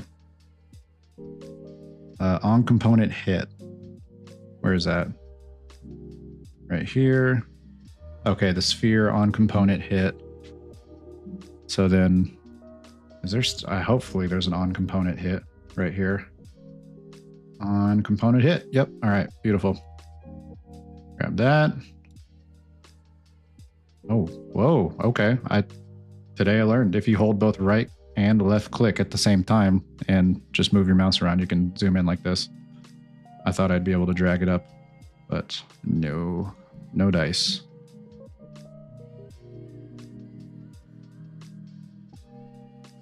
All right, delete that. Go here and find references. Just the comment. Oh, because it's just by name. Okay. And then components, just the sphere. Okay. All right. I think I can delete it. I did delete it. So we're going to compile and just give it a whirl. Ah, bummer. I think it's got to simulate physics. That's why. Let me go ahead and go here. Simulate physics. All right. Okay. I think that's it. Compile. Nope. No dice. All right. So let's edit. Ooh, that's a yikes. I can't undo that. That's a big yikes. That's okay. I can just add another sphere. And just go plug all those back in. Maybe I should make a duplicate.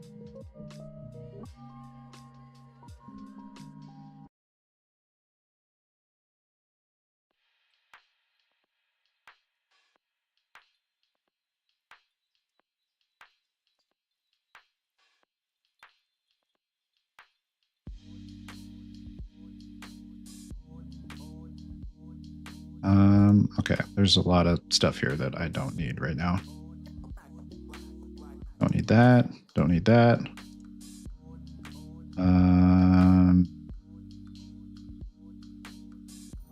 Don't need that. I don't even really need this right now. Okay. All right, so I'm gonna go plug all the stuff back into the sphere instead. See if that fixes it.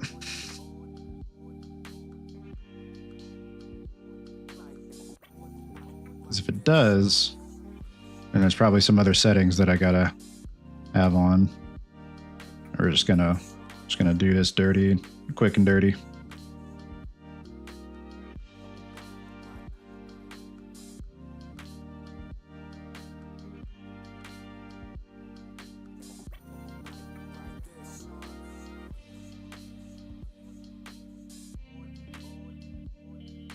Yeah, where else is this referenced?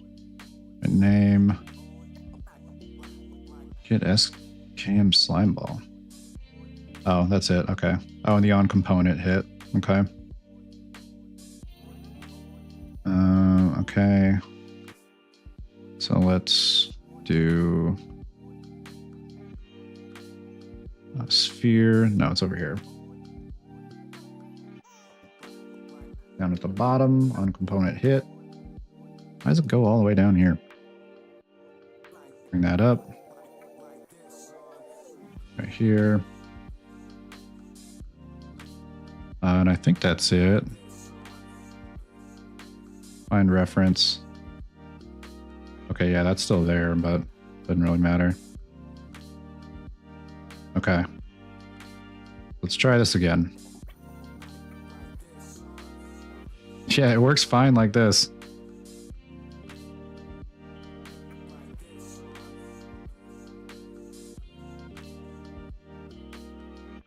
So I got to figure out a way to make the skeletal mesh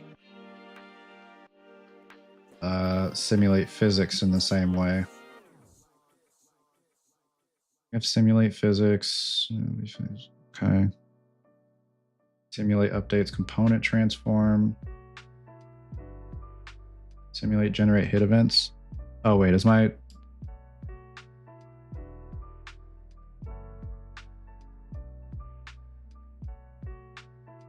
I guess that doesn't need to be on. Okay. Yeah, I don't know why. I don't know why it's not simulating physics in the same way. Like it just kind of stays there.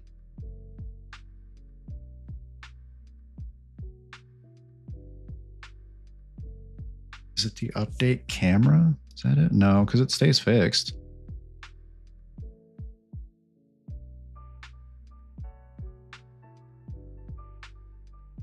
Yeah, no, that's setting the actual location to match the sphere location because the camera follows the actor.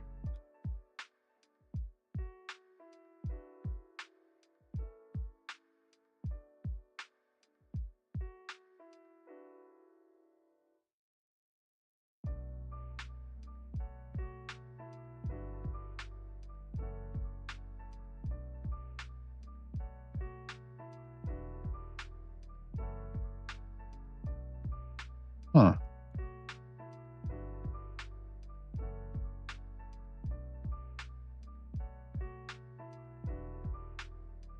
Yeah, I'm not sure why it won't simulate physics in the same way that the static mesh does. Well, just to make sure I'm not crazy, let's just try it one more time. Maybe I just didn't plug something in right. But if that doesn't work, then I know I gotta fix something. All right, there, boom, boom, boom, boom.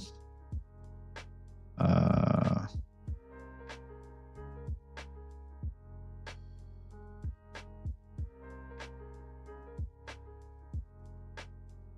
think that was it.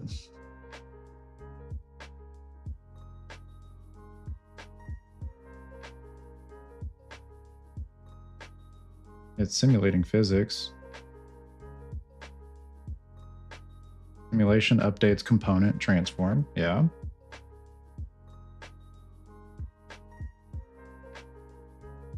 Up. Maybe the hit events.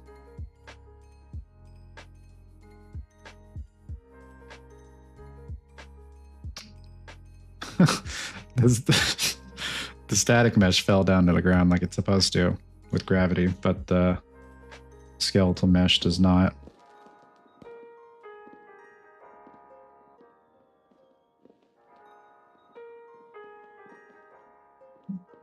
All right, so let's take a gander. Is the physics asset set up? That is a good question that I'm not sure the answer to. Let me take a look. Oh shoot, where did I even put this stuff? Here we go. Physics asset. What in the world? Oh, that's probably the bones that it has to do with. Bone end. Skeleton. What? I have more than one bone. What has happened?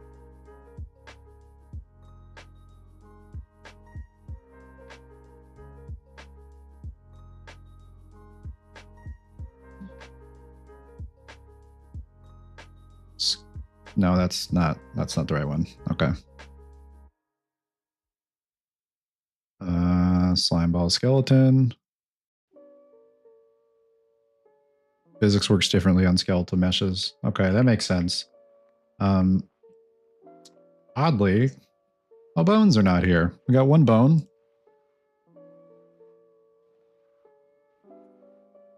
But my other bones are not here.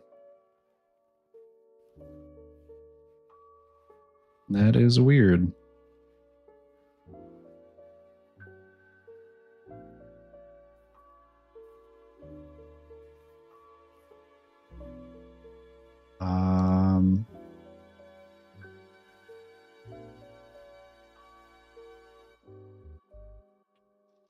Maybe it's because they're not parented to each other. That's probably what it is. Maybe I think it's only got like one bone because it doesn't. No. That's not what I wanted to do. And then I think Control P, right? I got to go into edit mode. Control P. No. Connected. What are we doing here? Let's just keep offset then.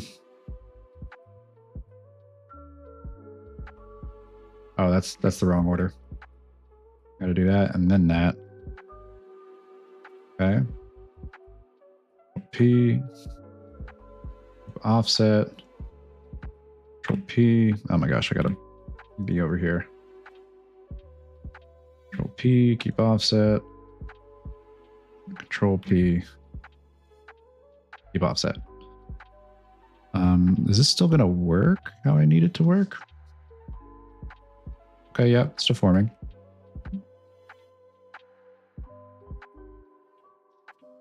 I don't know if this is the problem with the bones not being imported, but that's my best guess, is that for some reason it's only like considering bones that are parented to other bones. I don't think it's just gonna bring in bones by themselves. So we're gonna try it. Go documents. What on earth? Oh, this is saving. I'm silly. Okay, slime ball. Export. Okay. All right, so I'm gonna have to do that over again, but that's perfectly fine. Let's close that, close that. At least I know what I'm doing this time. Okay. I think I can just leave this material here. I don't need to change anything. So let's get rid of that, get rid of that. Slime ball, physics, skeleton, okay. Oh, I should delete the references first.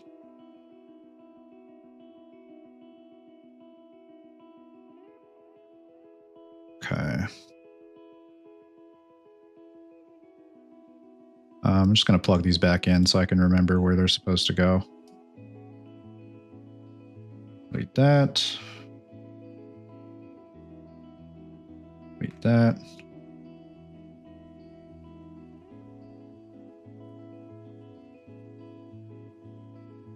Delete that. Oh.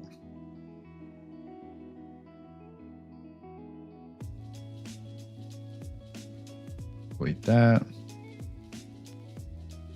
And and then that. Okay. Just compile that. I'll delete that. And it should just be working normally now. Okay. Yeah, that's working. We're gonna delete these.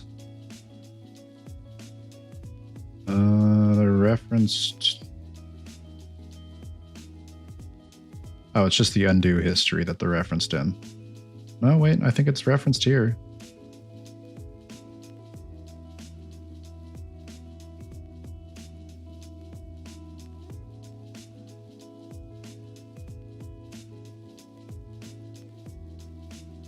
Right.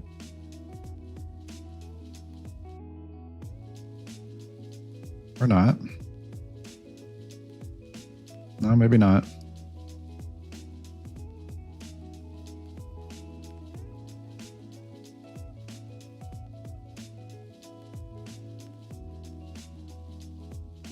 I feel like I can safely delete that.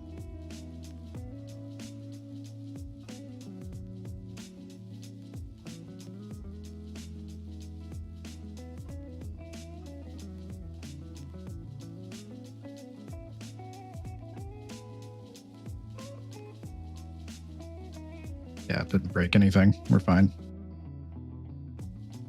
Whoa. Whoa, what is going on here? Okay. Blender. Export. EX. I think I already did this, but just do it again. And import. Import.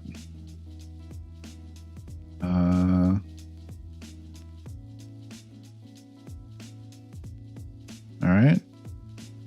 Import. Cool. Oh.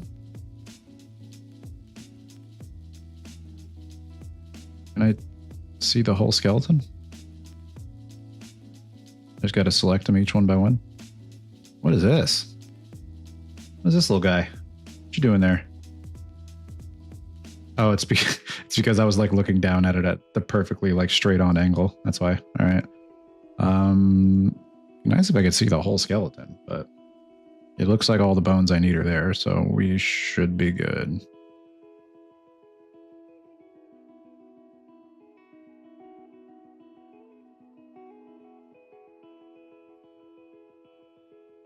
Seems like I made a root bone.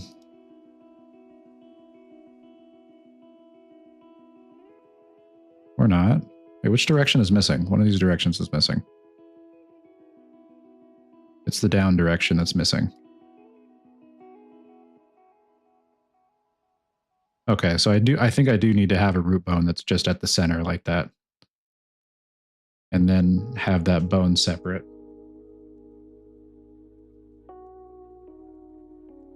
All right, let's try again.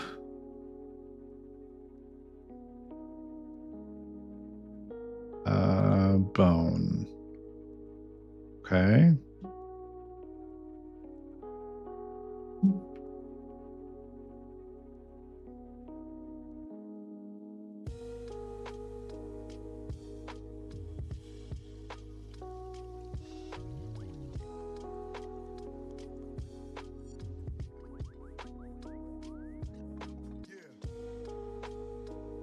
How should I do that?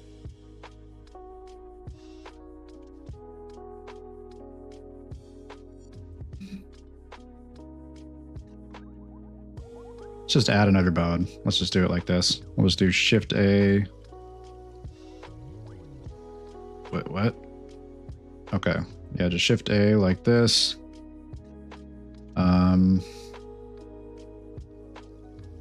GZ. Z.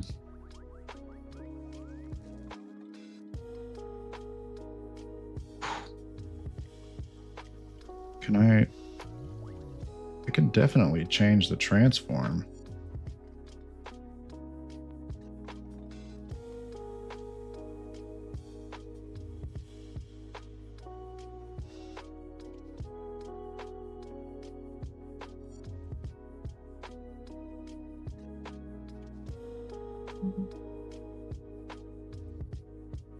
I could have swore I could change the transform of the head. What? What are we doing here? Okay, the head.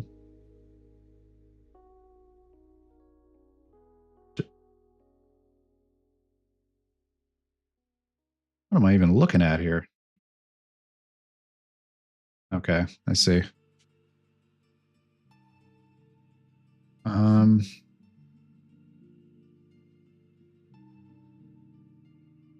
I just need a bone in the dead center that is essential, that has like just 0, 0 transform.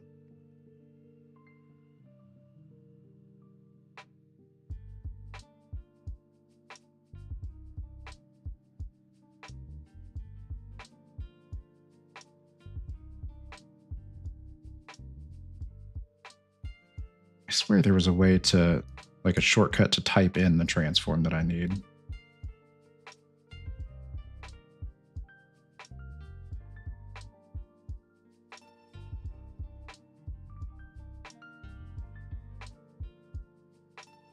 You know, I guess it doesn't really matter if the root bone is just going to be a dot anyway when it gets imported. It really doesn't matter if it looks wonky like this.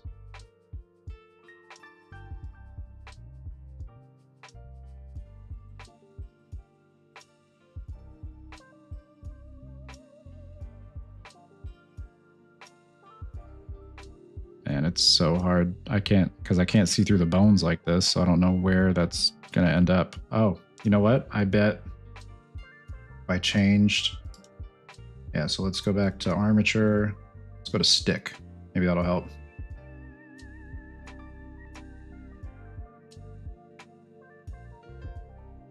Yep, that's what I need. Right there. And then all of these bones. Can I rename that? All these bones need to be parented to this bone in the same way that they're parented to this one. Let's just call that root.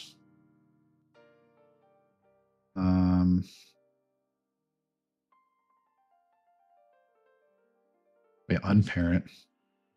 Can I just select that and then parent? Control P, keep offset.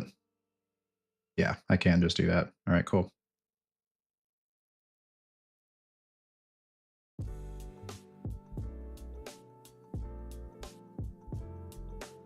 Should I name them maybe?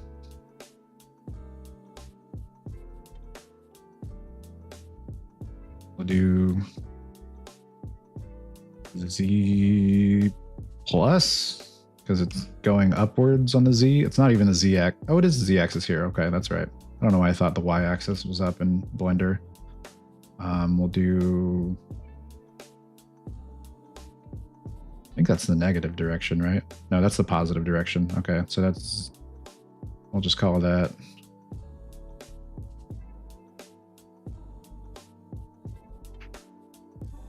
X positive. Yeah.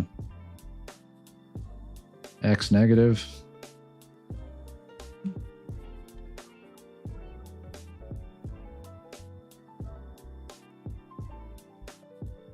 That's Y negative.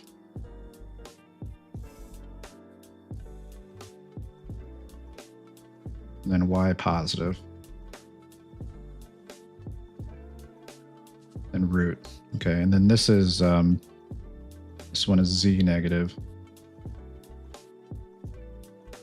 Not gonna matter when it's like rolling around, but at least the default O's here. I'll know which bone is which. Z negative. Okay. Probably an unconventional naming scheme, but it makes sense to me, so I'm sticking with it.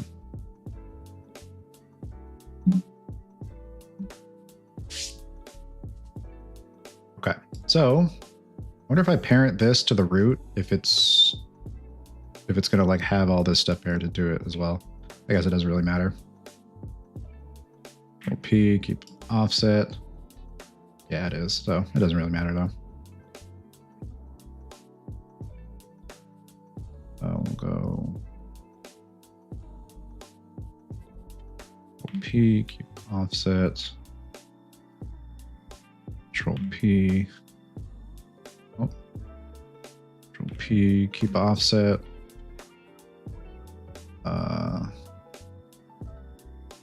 Control P, keep offset. Control P, keep offset. I guess I can just hit enter. I don't have to go back to my mouse each time unless I'm selecting this. Control P, keep offset. Control P, keep offset. Okay. All right. I think we're good. Ooh, I don't like the order of that. I don't know why just my OCD wants the positives to be on top. And oh, it just kind of did whatever it wanted, didn't it? All right, whatever. It doesn't matter. It really doesn't matter. But I would like if it was positive, negative, positive, negative, positive, negative. But ultimately, it does not matter. So, just do save. And then export. FBX. Slime ball. Export. All right. Let's go back here. Delete those. That's fine. And drag that in. And select the skeletal mesh. Import. Oh no.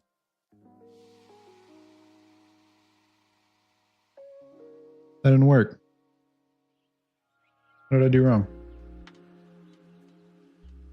Wait, what? Where'd my root bone go? Wait, what is happening?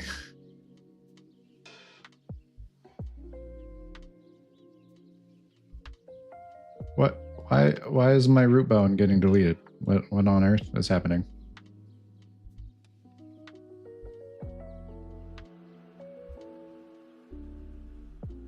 I'm not crazy, right? Like this is, so we got root. All I'm gonna do is just left click. Yo, Blender is having a stroke right now. I don't know what's happening. We're just gonna shift A. Why does shift A create a bone? I haven't even selected the option to create a bone now that I'm thinking about it. We're gonna go ahead and just save this. I'm gonna close it out and I'm gonna reopen it. I feel like Blender's not having a good time right now. Okay. Shift A keeps adding a bone. Am I in like a bone mode that I can't see? I could have swore Shift A was like how to add other objects. Oh, it's because I'm in the I have the armature selected, edit. That's why. Okay, Shift A. That's why. I probably don't need to do it one by one either. I'm just now realizing I probably could just select all of them and hit parent. I think as long as the root is the last one I select, it'll parent them all to the root. Let's try that again. Root. And then let's try that. Control P. Keep offset. It does do that. Okay, cool. Okay, is it gonna... Okay, it seems like that worked, so cool. I wonder if it was auto-deleting because it thinks that the bone has no transform, like it doesn't exist, because it's essentially just It's essentially just like at 0, 0 for both ends. Port. Oh wait, no, we gotta go here. Stick. Okay.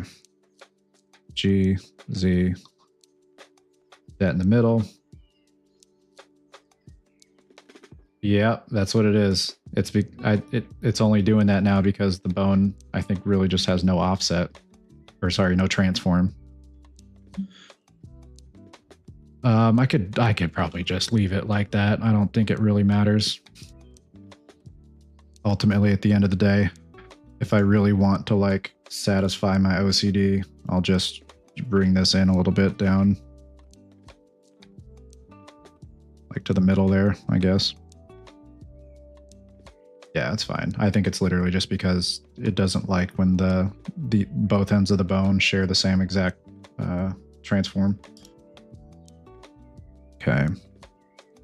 So we'll go save, export, FBX, slime ball, export. Okay. Let's go back over here. Rid of these. Delete. Import.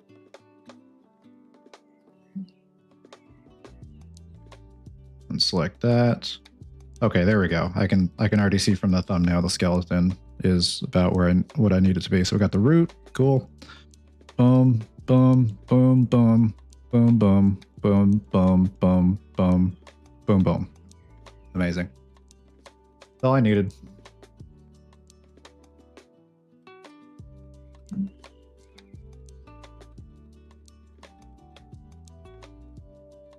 All right, now let's go to the physics asset. Oh, but only the root. Only the root showing up here in the physics asset. Maybe it's supposed to be like that. All right. So let's see. Enable gravity. Simple collision physics material. Default physics material, I guess. Oh.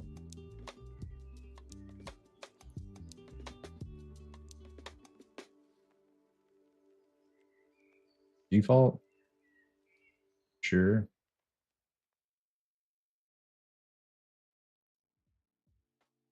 Oh, it does need to be 0.1 on the dampening.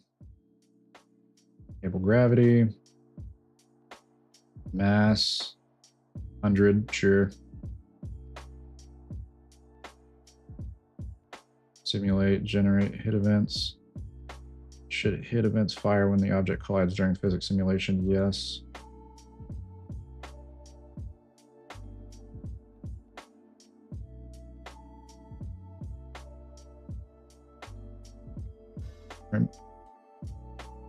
What?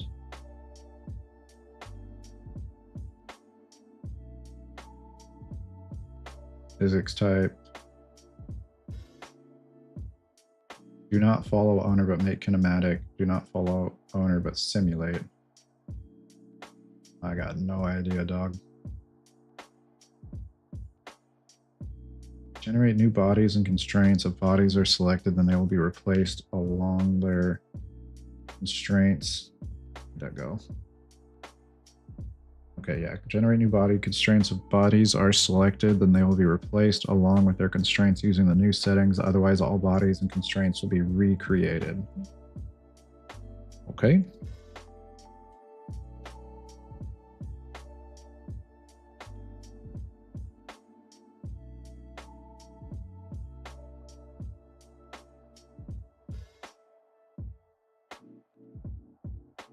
All right, I am just going to try it like this.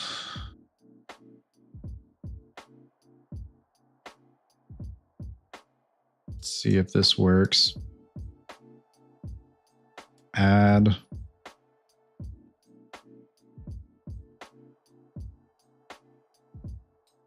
Skeletal mesh. SKM slime ball.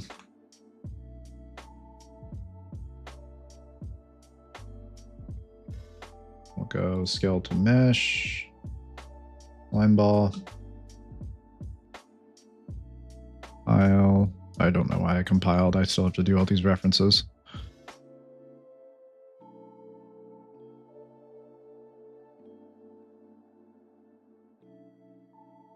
Okay, copy that. That right here, I guess.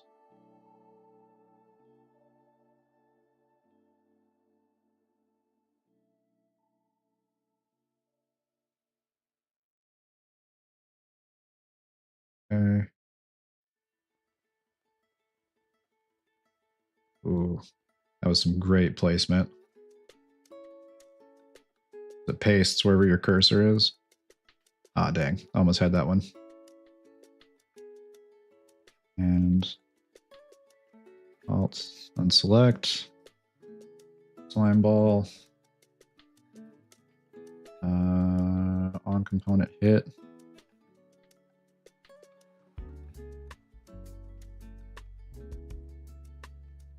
That there. Unselect that. Save. Let's give that a whirl, baby. Yeah, no, it didn't work.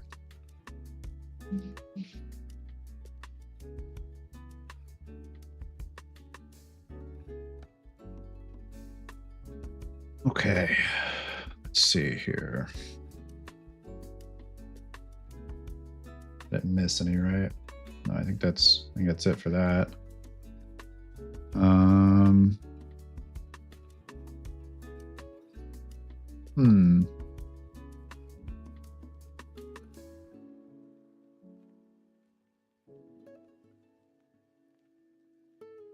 Simulate physics. Do I still have to check that here, maybe? Simulate physics. Okay. Simulate generate hit events. Okay, compile. No, and for some reason I'm not able to. Oh, it's because it hasn't even. That's why I was going to say. For some reason, I'm not able to dash again or like bring open that dash meter again. It's because it hasn't touched the ground yet.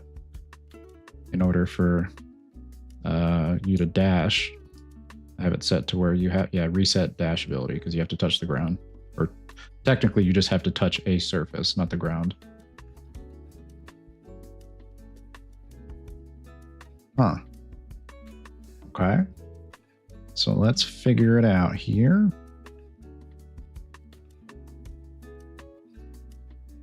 This is the physics asset, right? Yeah, okay. Physics asset. Physics type. Kinematic? Maybe simulated. I'm going to start with simulated. Stable gravity, gravity group index, angular dampening 0.1. Mass is 100.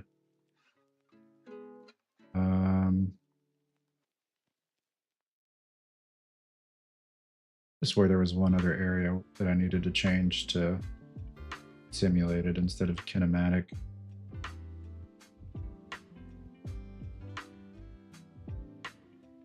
Maybe not. Simple collision physics material, right? Maybe a different physics material I'll need to use instead of that one. The kinematic from simulation, okay. Let's try that. Where's the compile button? There's no compile button.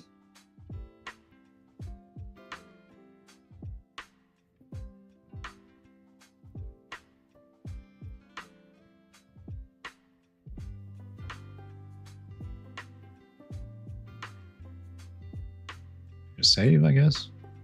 Maybe I guess I don't need to compile that.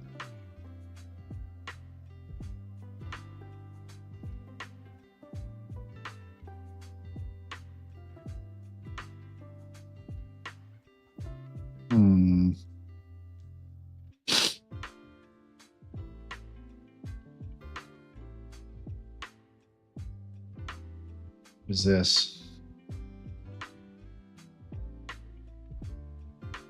Editing tools?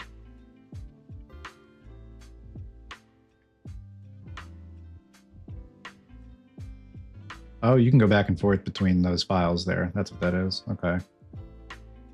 Give you mesh, slime ball, yeah.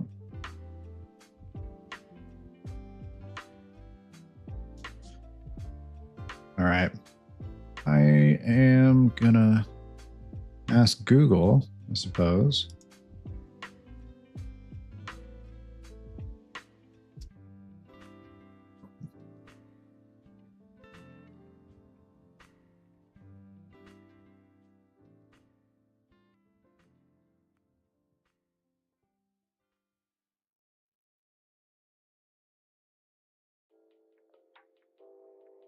Make a skeletal mesh, simulate physics like a static mesh. You must first create or utilize its physics asset, which defines collision bodies and constraints for bones.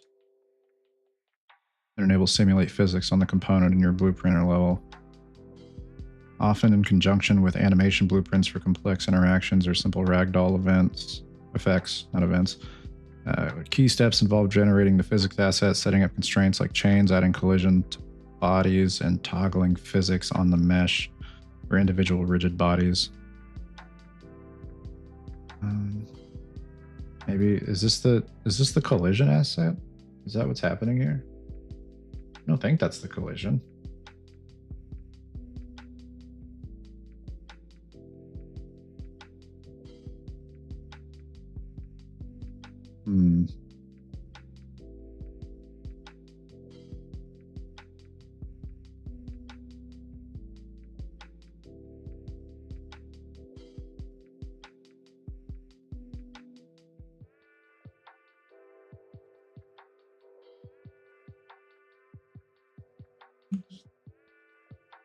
It's always a little bit confusing that some things can be undone and some things can't. Like when I just changed this minimum bone size, I was just scrolling it around. I wasn't Control Z, didn't do anything. It undid something else, but it did not undo the change there. Details. Okay, let's try kinematics. Maybe it's just as simple as that.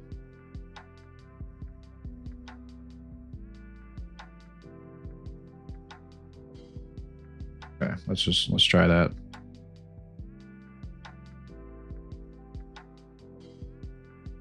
Nope.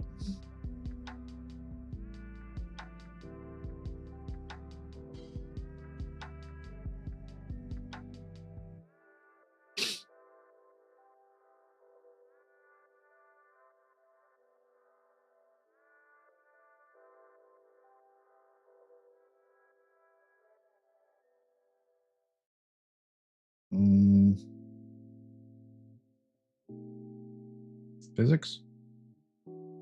After dedicated, no.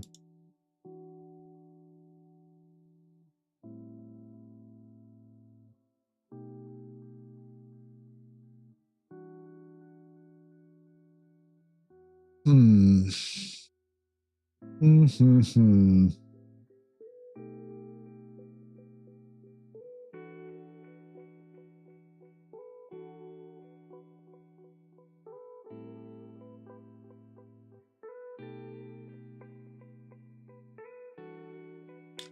wondering if it has anything to do with the fact that there's only one bone here. I can't imagine it would. That wouldn't really make much sense. Is it the material? Default physics material. I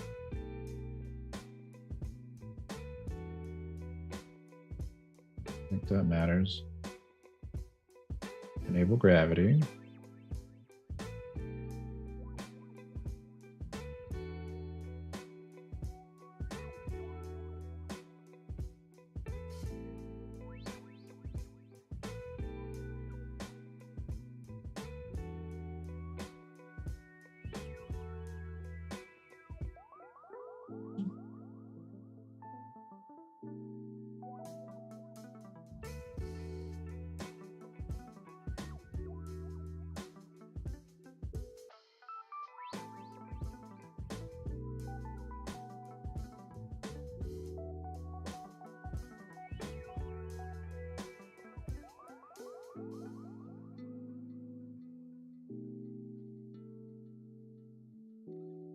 $2016.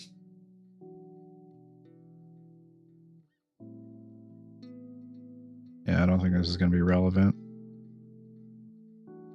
Trust you have enabled physics.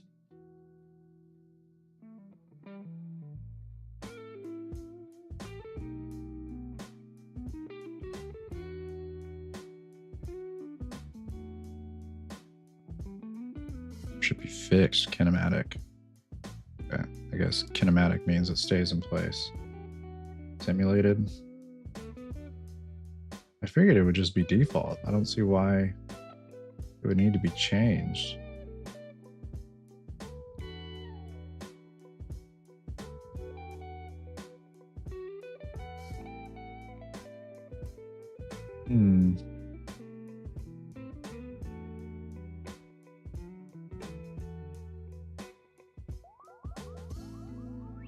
I don't really know what this here is for.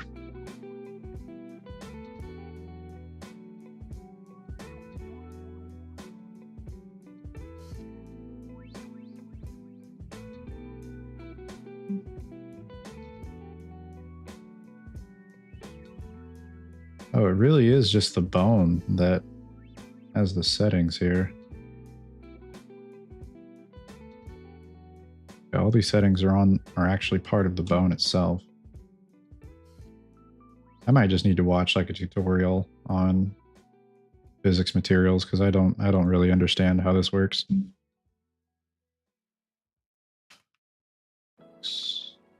Material Unreal 5.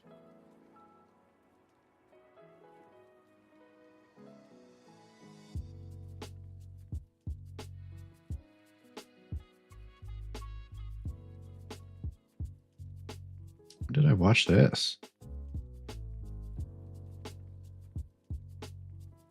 I have no memory of watching this video.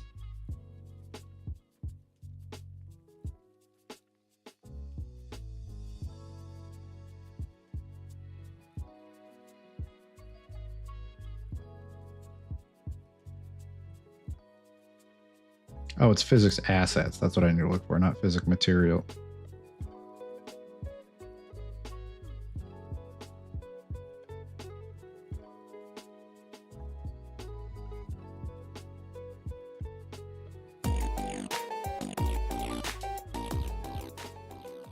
Hello everyone and welcome to this tutorial about physics assets. Now, physics assets are going to be really important for you if you are importing in skeletal meshes. So if you've been following along with Luke's animation series where you're making a door animation, we're going to be using that exact same door rig here and showcasing how you can fix its physics asset to make it work the way we want it to work. So let's talk about how the physics asset works, what constraints are, how we customize its shapes, and everything we need to know about physics assets. So let's get started. So when you're importing in anything you've made in, say, Blender, Maya, any sort of animation with a rig, you'll see it comes in with a physics asset. Now, it will auto-generate the physics asset, that is Unreal will auto-generate this when you import in any skeletal mesh. However, you will find that this may not necessarily be accurate to what you actually want it to do. So, for example, we've got the door here from Luke's animation series, and we've imported it in. And we've got this door rig come through a physics asset. So I'm going to open up this physics asset. And you can see here, this doesn't look right. Yeah, we've got a big two capsules here, not really doing what we would want them to do. And the problem with that is, if I were to put this into the scene, the mesh, and... Okay, that physics asset showed all the correct bones. Root, hinge. But mine is only showing the root.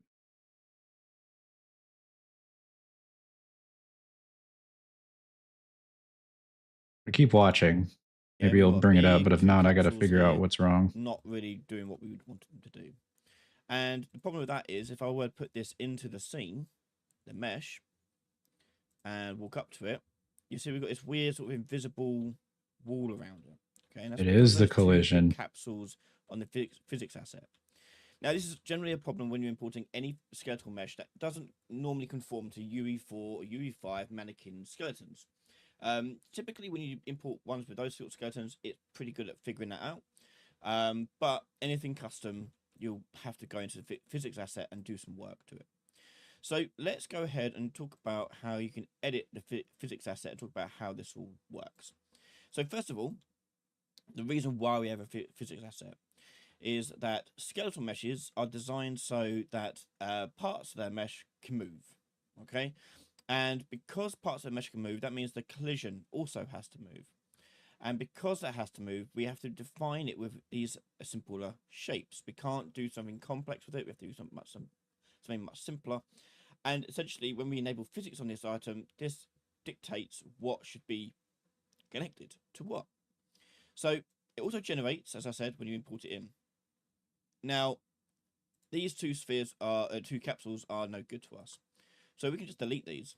And I can select it and push delete like that. So now we've got something with no collision on it, and I can.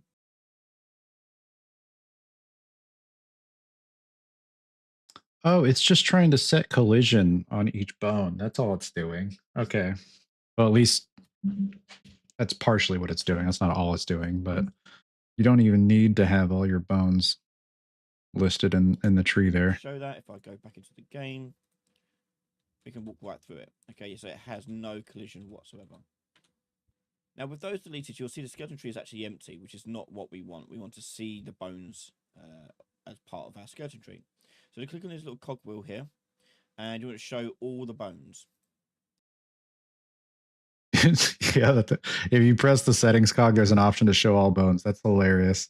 You and him said that at the exact same time, basically. That is helpful. I was mad confused why it only had my root bone there. Show all bones. Okay, there we go. Can I just set this back to default? Because holy moly.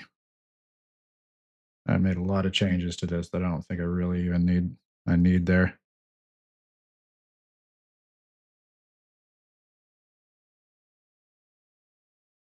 And there's all our bones. And these refer to the bones that Okay. you come in with, or refer to the separate meshes that you may have too. Because it doesn't necessarily have to be. The icon with the 3 green circles means there is a collision attached to the bone. Oh, no, not Blender. The icon with the 3 green circles.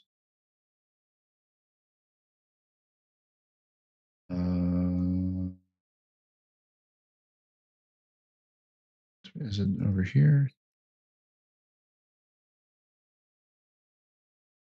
Sorry, I'm blind. You removed it before. Did I? I don't remember where that was. Sorry.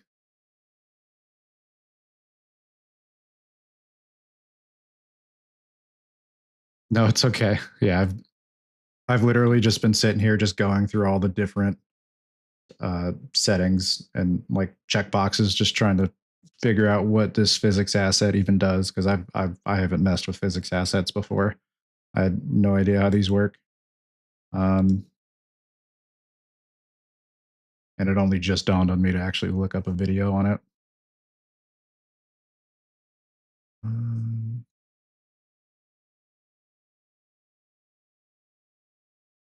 Maybe if I just delete this, you probably just delete this, right? You just deleted all of his as well.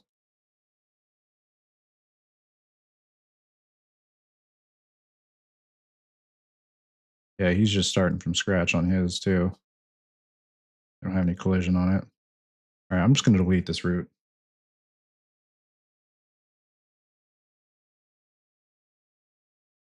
Do it like this. Be rigged to support skeletal meshes. It just has to have multiple meshes to be able to animate. So in this case, we've got an actual animation and actual rig on this door. So let's set up our shapes on these bones. So I'm going to go to the root here, and I'm going to put on the root because I want to do the frame of the door in the physics asset. So with the root here, I'm going to right click on the root, go to add shape, and I'm going to choose what shape makes most sense. In this sense, we're going to do box. Okay. Okay. Root.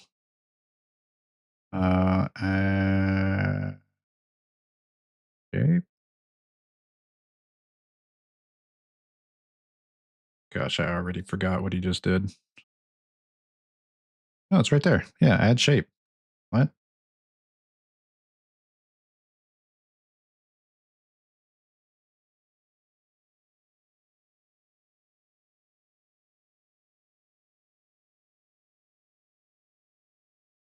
I guess that one?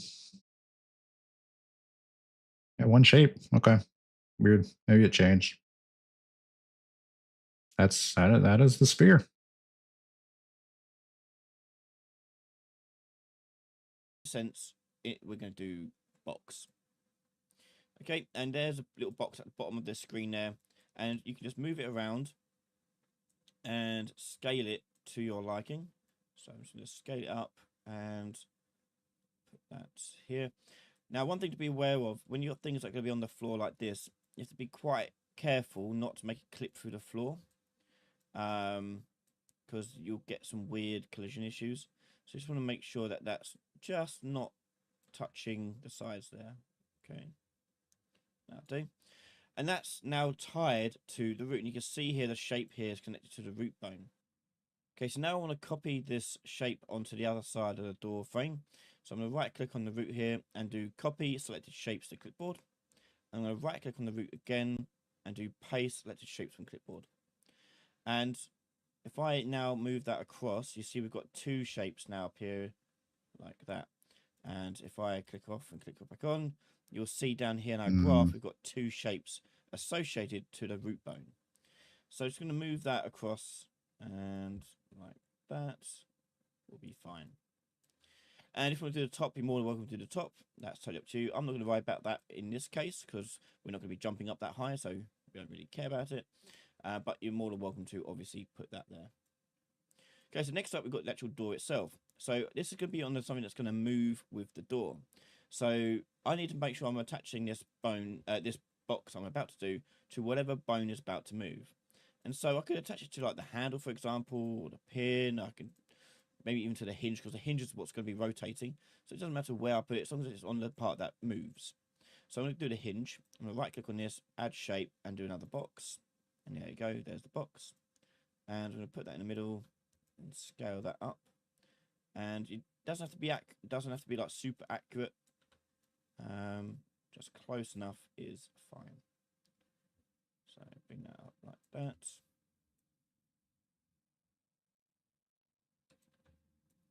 And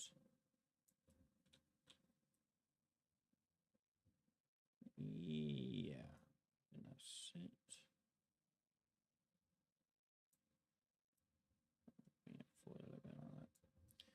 There we go. Okay, so now we've got that shape attached to that shape.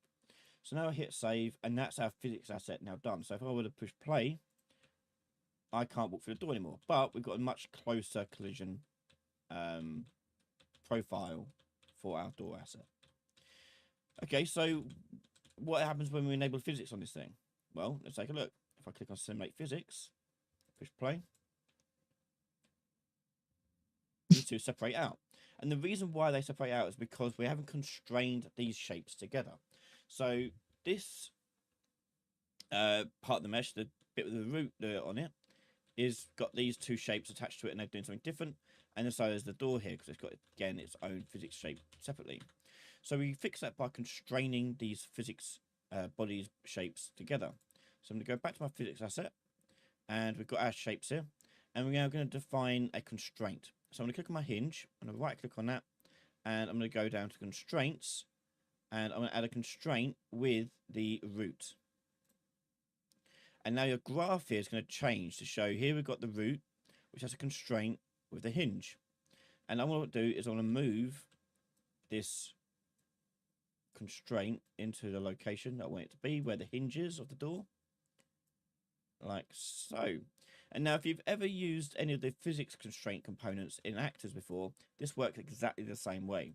On the right hand side, you've got different constraint transforms, so this is where it's going to be placed, rotated, etc. And if I scroll down further, I can sort out the limits. So I want to constrain its rotational limits. So I'm going to go to the swing 1 here, and swing 2, sorry, and lock that. Oh no, that's one I want 3. This one I want to be locked, I think. Wondering how this is going to work with the different bones that I have. If I only need to have the collision on the root bone, since that's like, it's just a sphere. Or if wanting to have different like convex based cones that come in that are like attached. I don't even know if it can do that. I feel like this is probably fine, hopefully. Yep. So swing one locked and twist we want to also lock. And I may also want to, rather than having this one free, is change it to limited. So it's got a little bit of movement. I'm going to turn it around. So it's got the movement on the correct side. And let's just increase that to 90.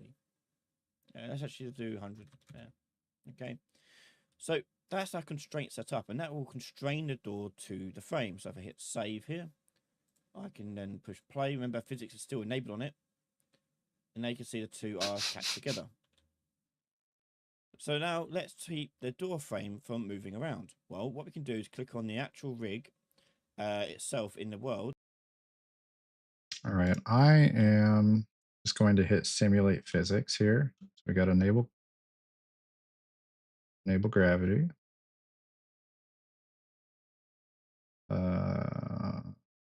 Simulate physics. Where's that?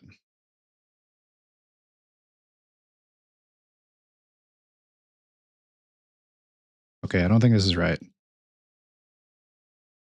Yeah, I don't think that's right.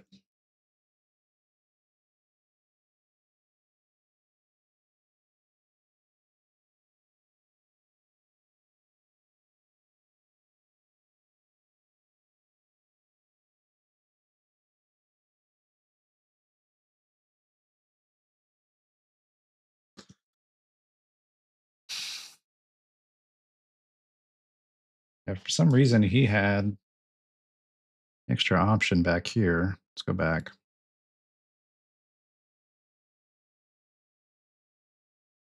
The bones that you come in with. So let's ask, I'm going to choose what shape. Yeah, he's adding a shape to the root, and I don't have the option to add a shape on mine.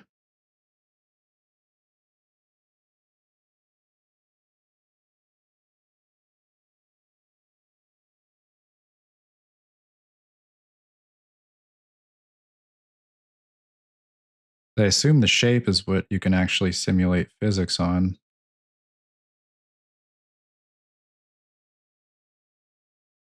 And create bodies.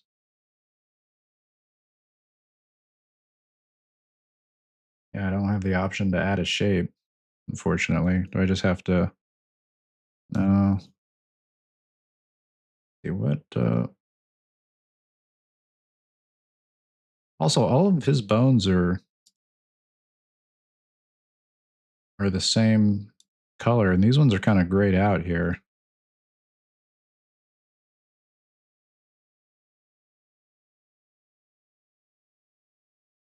Mesh bones. Show all bones. Hmm.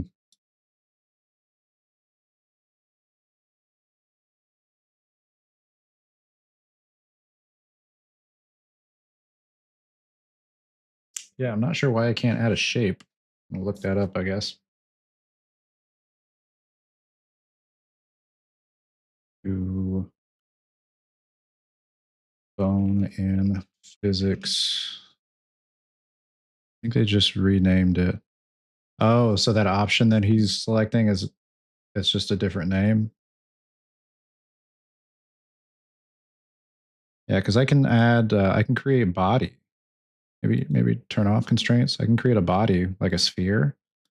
I just then there's just no option to simulate physics on this one. Oh, physics is right here. Okay. I guess I don't need okay. Oh, maybe it's because I don't have a physics material. Maybe that's why, but either way.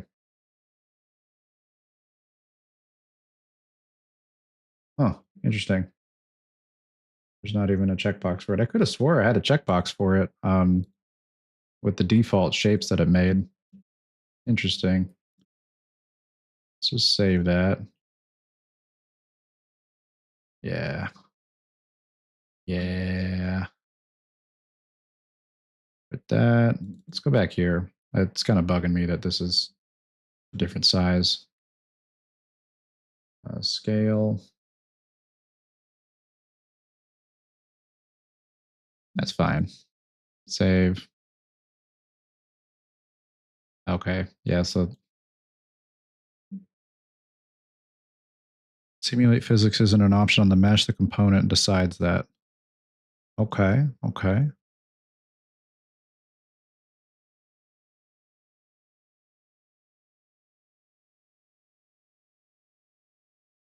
You might be thinking of the simulate button in the toolbar to preview physics. Maybe. That's probably it then.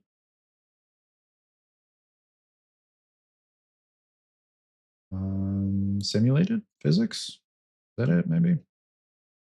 Well, no, because he didn't change any of that, but his is working. Let's go back over here. Here, right click on the root, go to add shape, and choose what shape makes the most sense. In this sense, we're going to do box. Okay, and there's a little box at the bottom Click of the screen there. Click and that box. I want to see the options you have over here. And when you're so just onto the other side. Physics type is default on his. He doesn't even have a physics material. Okay. Clear that.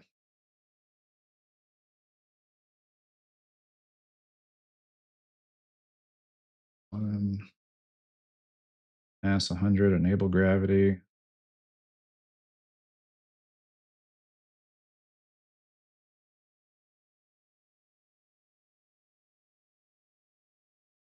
Okay.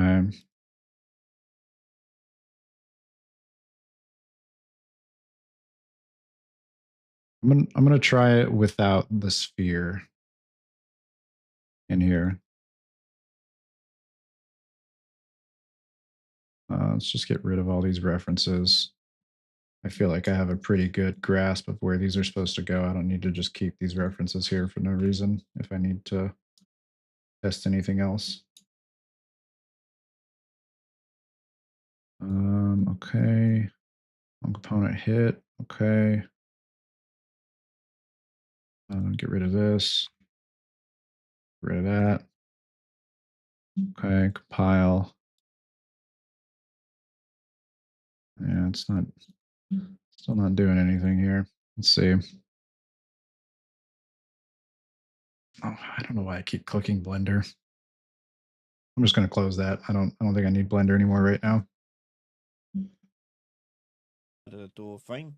So I'm going to right click on the root here and do copy selected shapes to clipboard. I'm going to right click on the root again and do paste selected shapes from clipboard.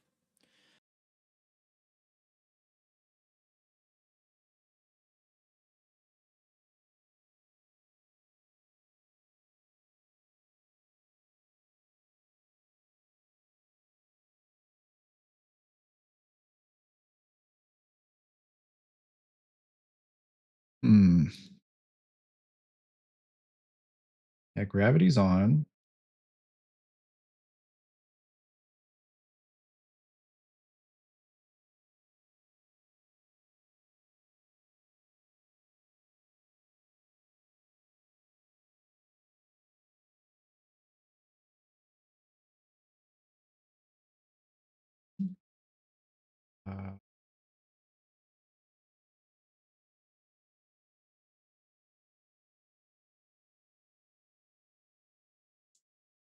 If you press simulate at the top, does it fall? Okay, let's see. It does. Yeah, it falls. It totally falls.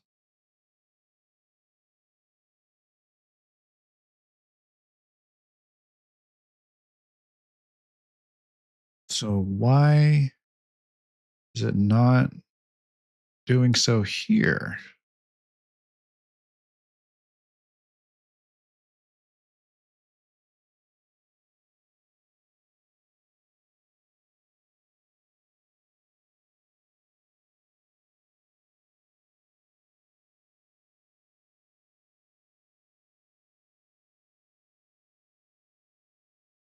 Yeah, so it seems like this something's wrong in the blueprint then. Oh, the blueprint for the ball itself. Slime ball. Oh, maybe it's this. No, simulate physics is right there. This is what I was thinking of a second ago. For some reason, I thought this checkbox was in the physics asset, but I was thinking of this. But yeah, it's simulate, generate hit events, simulate physics, update kinematic from simulation.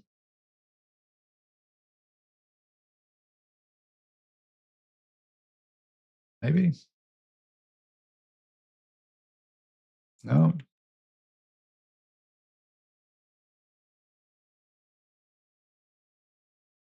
Um,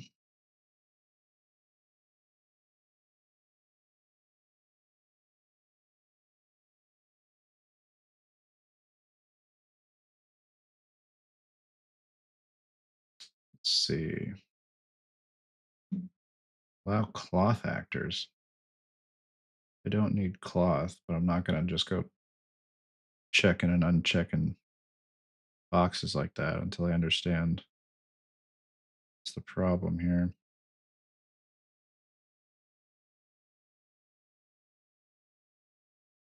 Constraints? No, because there's no constraints on it.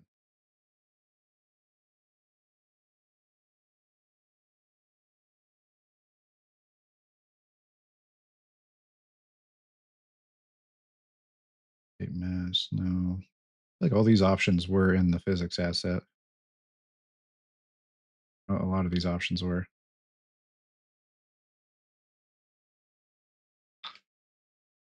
Yeah, because this works just fine here.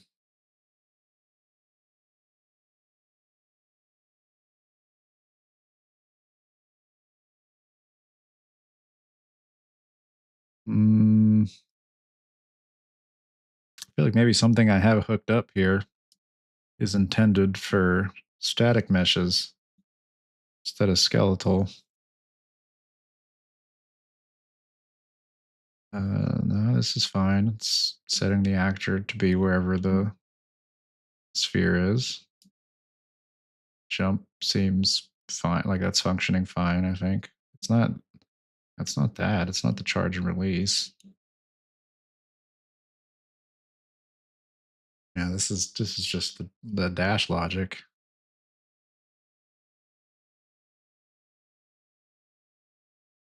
Tick. Set actor location to match sphere location. That's the only thing on tick right now.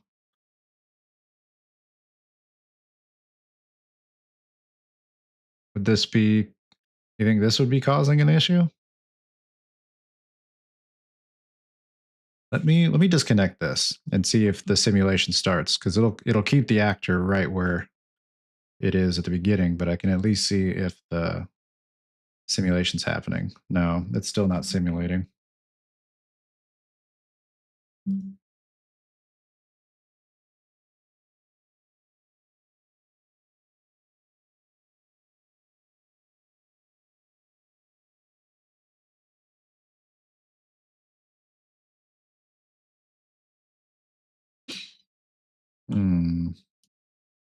Because this is all I have here. Oh, this is just pausing. This is just the time dilation for the dashing. I actually don't know what's happening here. Oh, that's scary.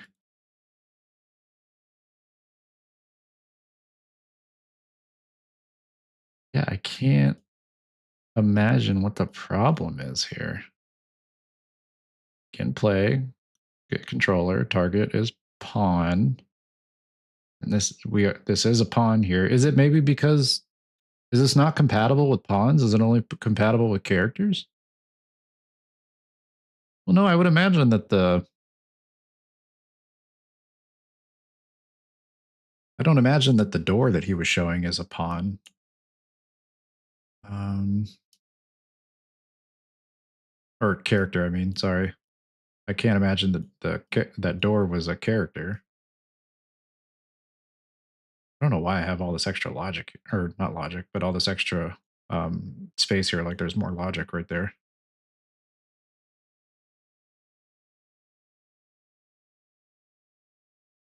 Mm.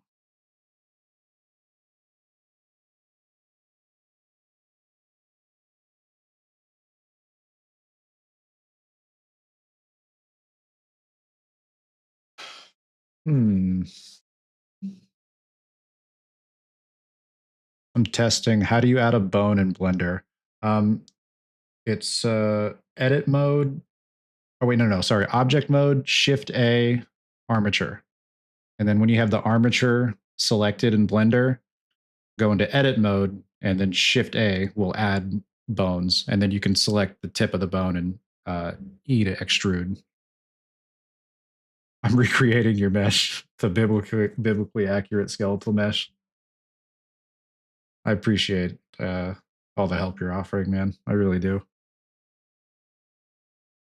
Here, I'll just pull it back up again so you can see what it looked like. All right. Yeah, it's just a root right here and the Z negative, Z positive, X negative, Y positive. But yeah, if you just, yeah, I don't think I have anything selected. So just Shift A, armature. And then when you have the armature selected, you can go into edit mode with tab. And then just Shift A while you're in edit mode with the armature selected to add new bones.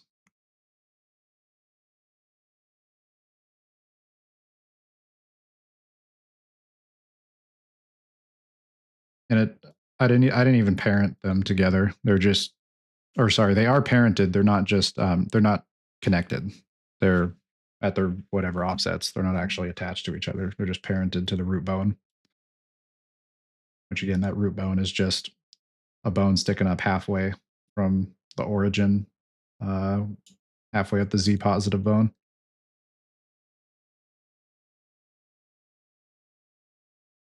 Oh, let me I don't know if this really even matters, but they all taper out to the ends.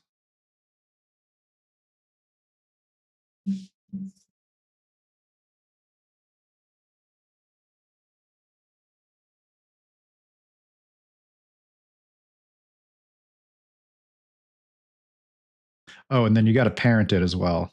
Not parent it, but what's the word? Maybe it's parenting.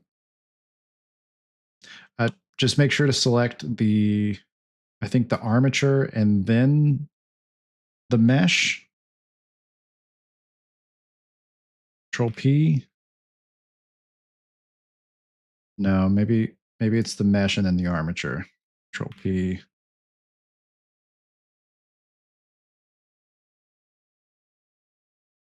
Can't remember which one it was. In order to get the actual weight, the weight's bound to it. P.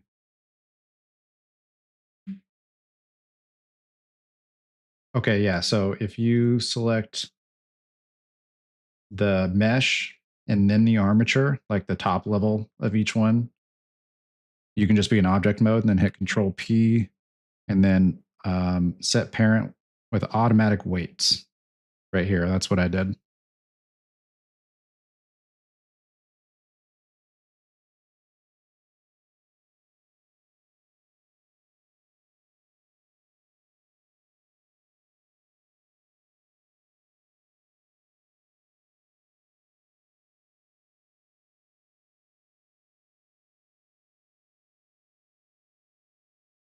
I'm going to keep watching through here to see if there's any other nuggets of knowledge he's got. Makes most sense. In this sense, we're going to itself in the world and go down to the physics settings, and I'm going to lock its position and rotation in all of the nodes here. Okay, so I've ticked them all up here. And what that means is that it won't move, but the door in the middle will move because that's got a physics collision on it. Okay, it's a little bit stiff, and that's probably because it's skirting along the floor or colliding with the side of the frame. So it's a matter of just tweaking those shapes to get a bit more smoother movement. So let's go back in, tweak this shape a little bit.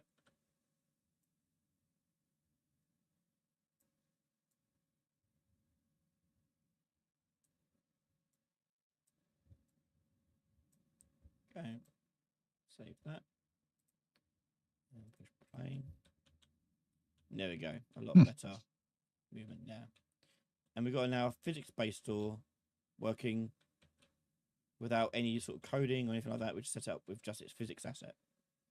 And because we've locked the rotation and movement of the door frame, or the root of the whole actor, it won't move off that spot. But the door will move because it's physics enabled. And just like our physics constraint, we can go into the constraint here, click on the constraint pin on the graph, go down on the right hand side and scroll down till you find motors, and we can turn on motors as well. I'm going to do twist and swing motor, and I'm going to change the swing, to turn on swing there. And what that'll do is it'll close the door for us using physics. Like that. We get a swinging door motion. Oh, that's really cool. And eventually it will stop. But you can tweak those settings as you like, just like it is with a normal physics constraint component. But there you go. Obviously, this is a very simple example with a very simple shape and very simple thing here. But obviously, character physics bodies are a lot more complicated. Oh, sorry. How do I add a child bone? Okay, so all I did was I just added bones separately, and then I just parented them to the root. So when you're in the armature, if you just have the armature selected, actually maybe you need the green one selected. We go to edit mode. Okay, yeah. So if you just hit Shift A, it'll add the bone, and once you have all the bones in place that you want, you can just add them all separately. Just highlight them all, and then make sure to select the root last, and then Control P and hit Keep Offset. So it'll parent all of those to the root.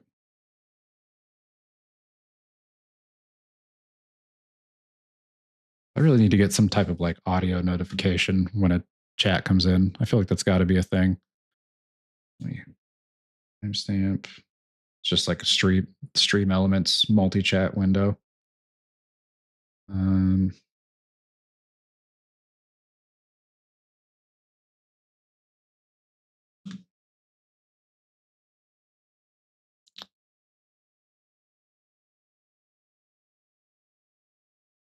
Advanced audio properties? No, that's probably for my inputs.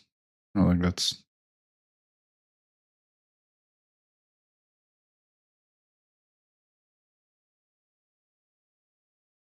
Yeah, I don't see anything about getting like an audio notification when the chat comes in.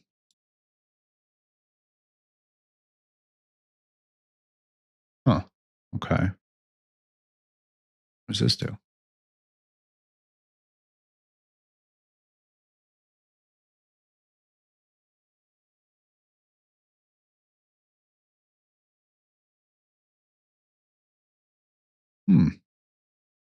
Might not be an option to have an audio notification. That's so weird.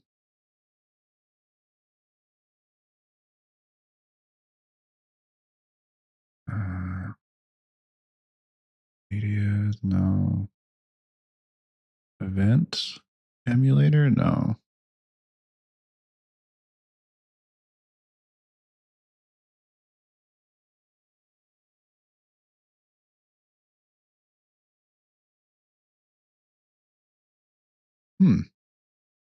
Yeah, I really don't see a way to have an audio notification when that chat comes in. That's so odd. I'm gonna look that up right now.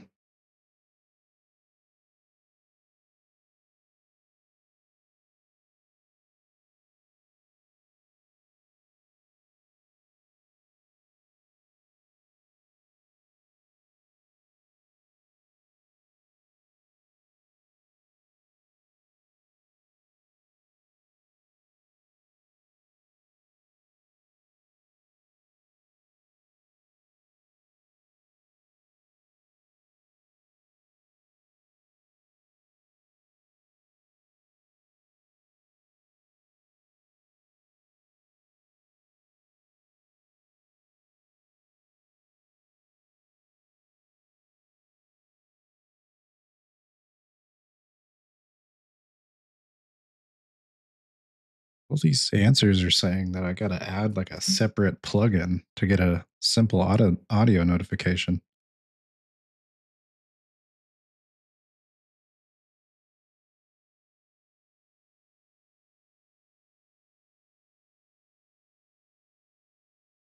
Okay. I guess there's no way to just do it through the default Stream Elements plugin that I have set up for all this.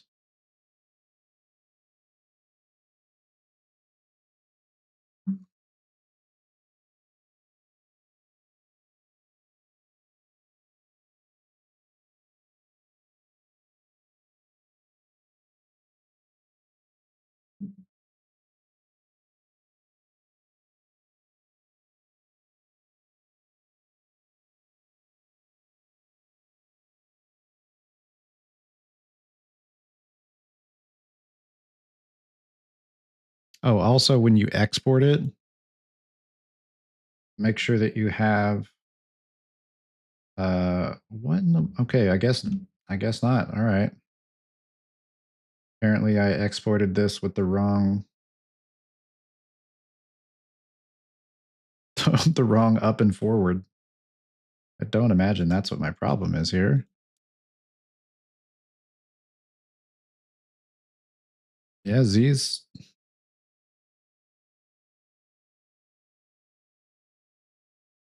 No, they're all oriented, right? Okay. Weird. Never mind. I guess that doesn't really matter. Probably matters for other things like vehicles or Unreal Auto converts orientation. Oh, interesting. It's good to know.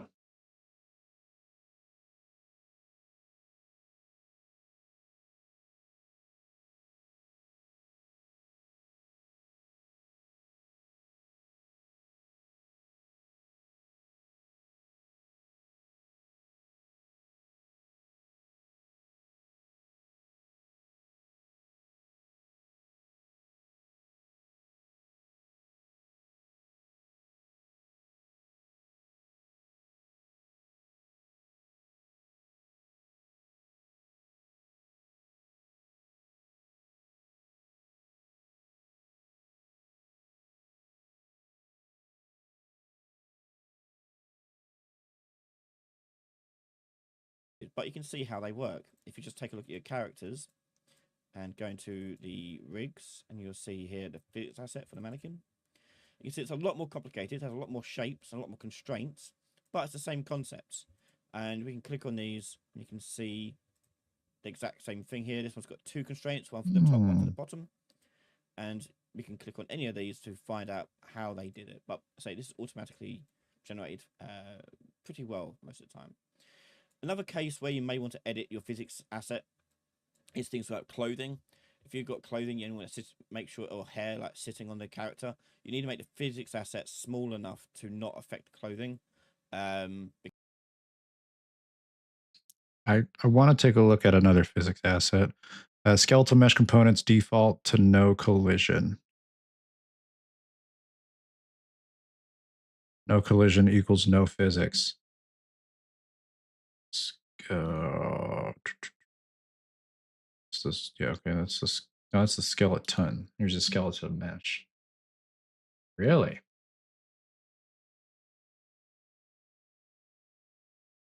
Is that the like the per poly collision, or is that maybe over here? Collide with environment? No, that's clothing. All right, collision, simulate, generate hit events, physics, material override. On collision, no collision. Look at you, freaking genius over here. I guess physics act.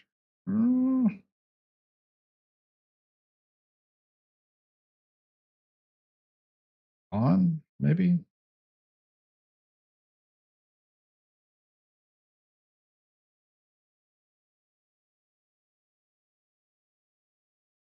Try pawn to start. Holy moly, look at that. Oh. Also, my frame rate dipped.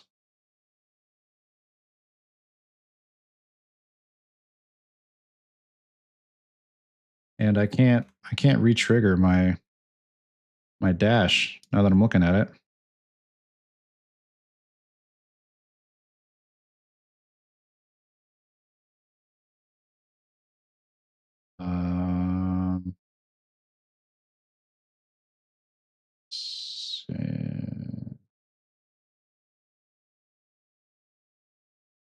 Physics actor. Yeah, I still can't charge the dash now. All right, I'm gonna have to figure out what the issue is here for that.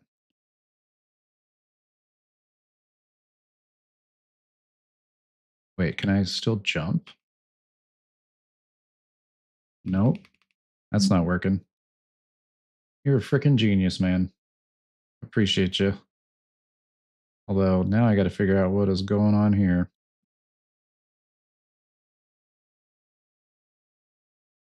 Maybe if I let's just go back here to this. Hit event not called. That's what it's seeming like. It's seeming like this, right?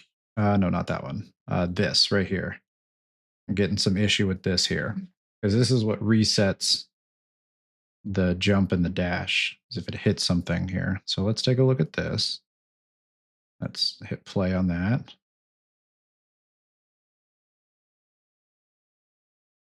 Oh, I'm gonna move this like right here.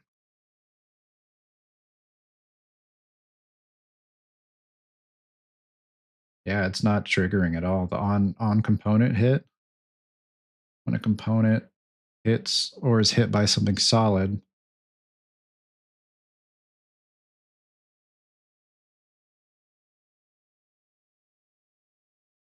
it seems like this right here is working.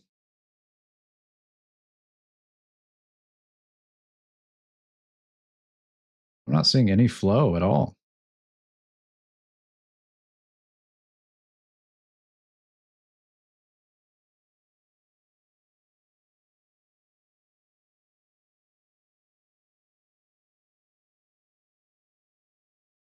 It's supposed to, I'm supposed to be seeing like little flows through the connections here, right? Not crazy? Am I being gaslit here?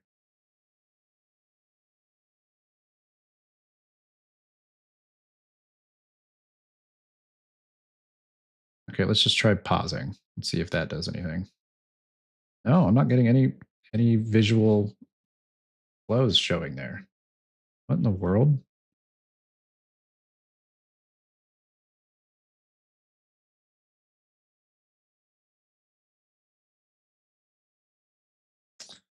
Guess I'll do the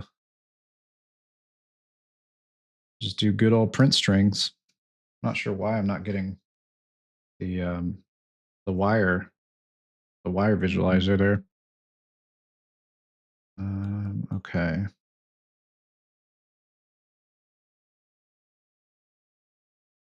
Let's do this then. Oh, I forget what was it shift? Maybe just right clicking on it. Let's see, print string. Yeah, that's what it was. Just right clicking on it. I'll just say hit.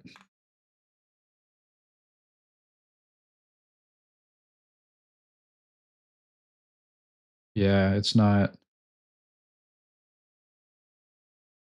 hitting. Not getting you figured it out? What is it?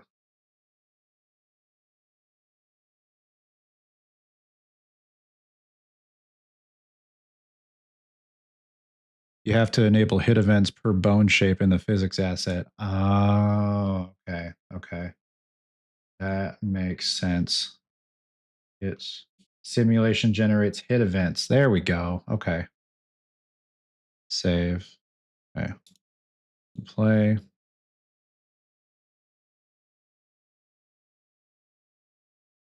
I Sorry, my reaction to realizing that this works was just completely absent. This is incredible that it's working. I swear it looks like my frames per second is like slightly lower than it was before, which is crazy because I have 24 gigabytes of VRAM, freaking 32 gigs of RAM, 7950 X3D. I don't know why I'm getting a lower frame rate. Maybe I'm just crazy right now. I swear this frame rate looks lower than it was before when I was just doing the normal sphere. Here, I'm gonna. Oh, do I want to do that though? It's hard to judge performance when in editor. Yeah, you're right. I think maybe I've just been staring at this for too long.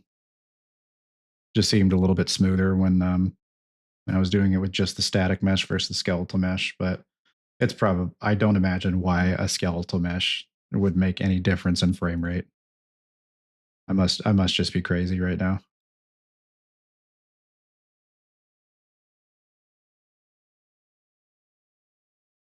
This is working. Look at that, man. You solved the mystery. You're a freaking genius. Yeah, the frame rate is definitely lower. I'm going to test this out real quick. I'm just going to put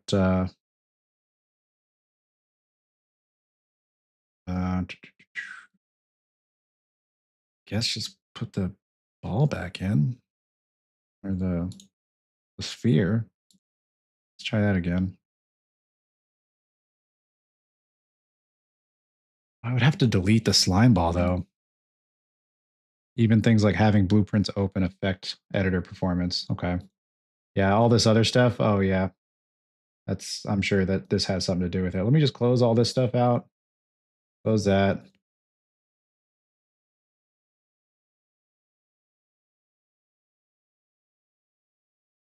Oh.